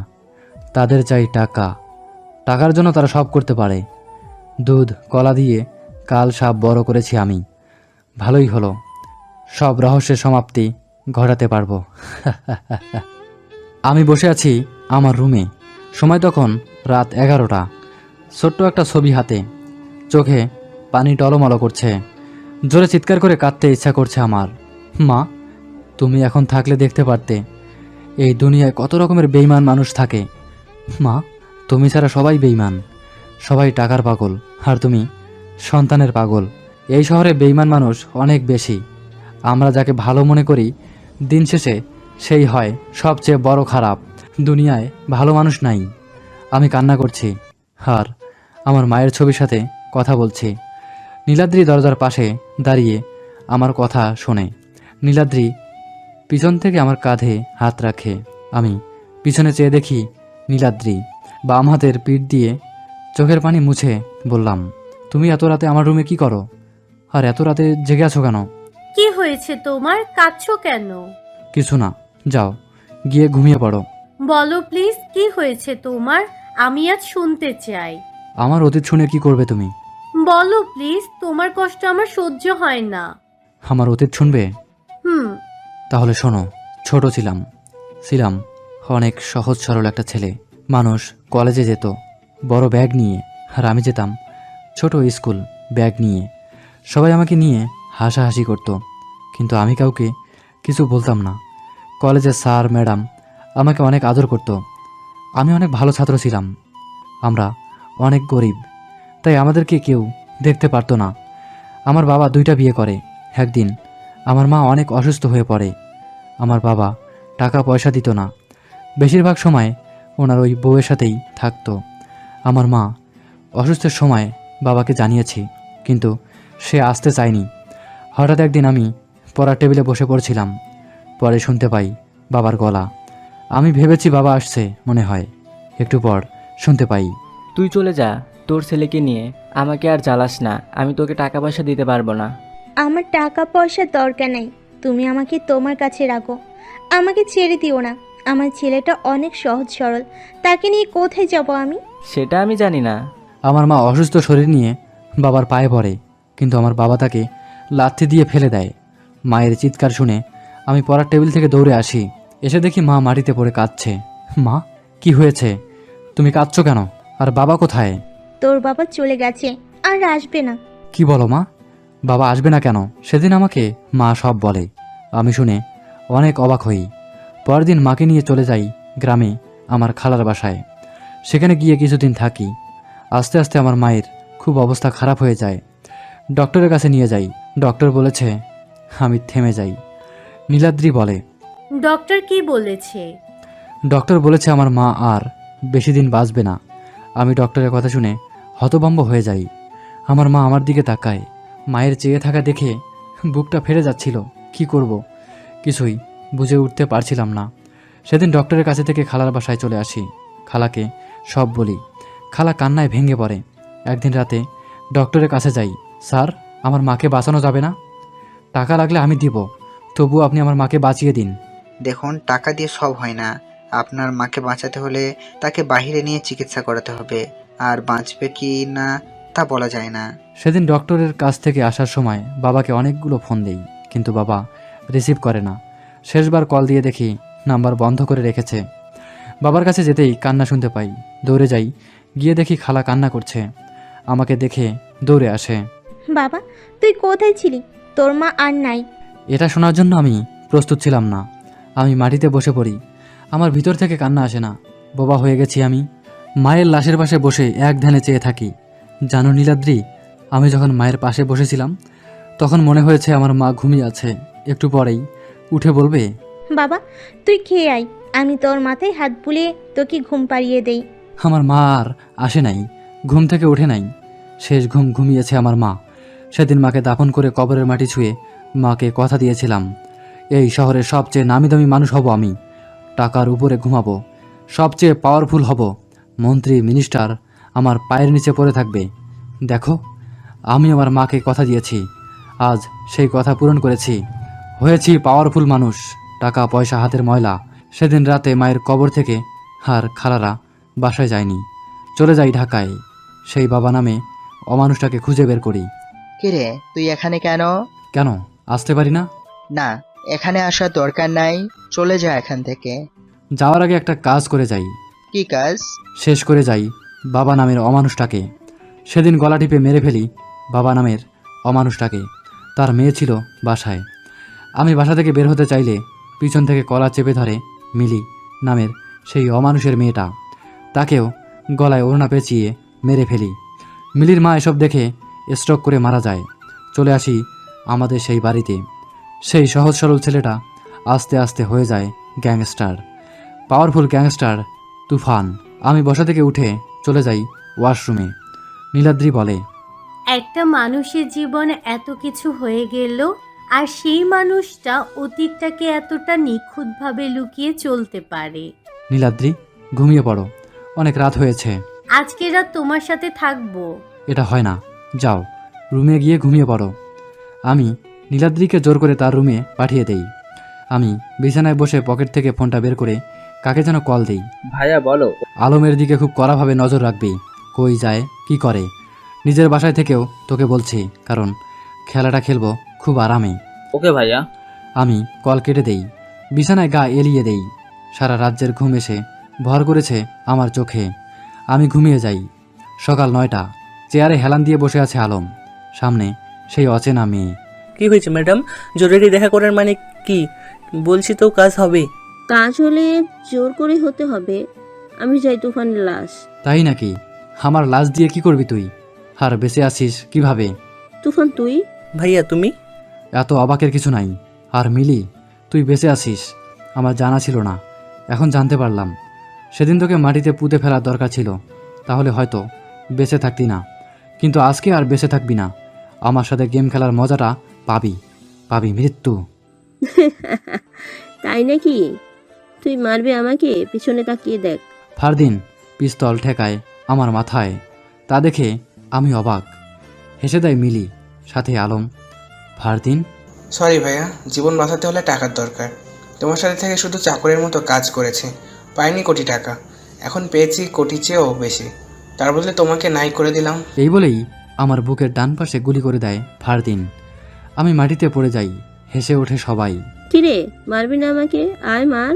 ঠাস ঠাস 3টা গুলি এসে লাগে 3 জনের কপালে। পড়ে যায় মাটিতে। আমি মাথা ঘুরিয়ে তাকাই পিছনে। মেশিন হাতে দাঁড়িয়ে আছে নীলাদ্রি। আমার ঠোঁটে মুচকি হাসি। আমি দাঁড়িয়ে যাই। বুলেট প্রুফ জ্যাকেট গায়ে, পিস্তলের বুলেট চ্যাপটি লেগে থাকা সেই জ্যাকেটে। নীলাদ্রি এগিয়ে আসে আমার সামনে।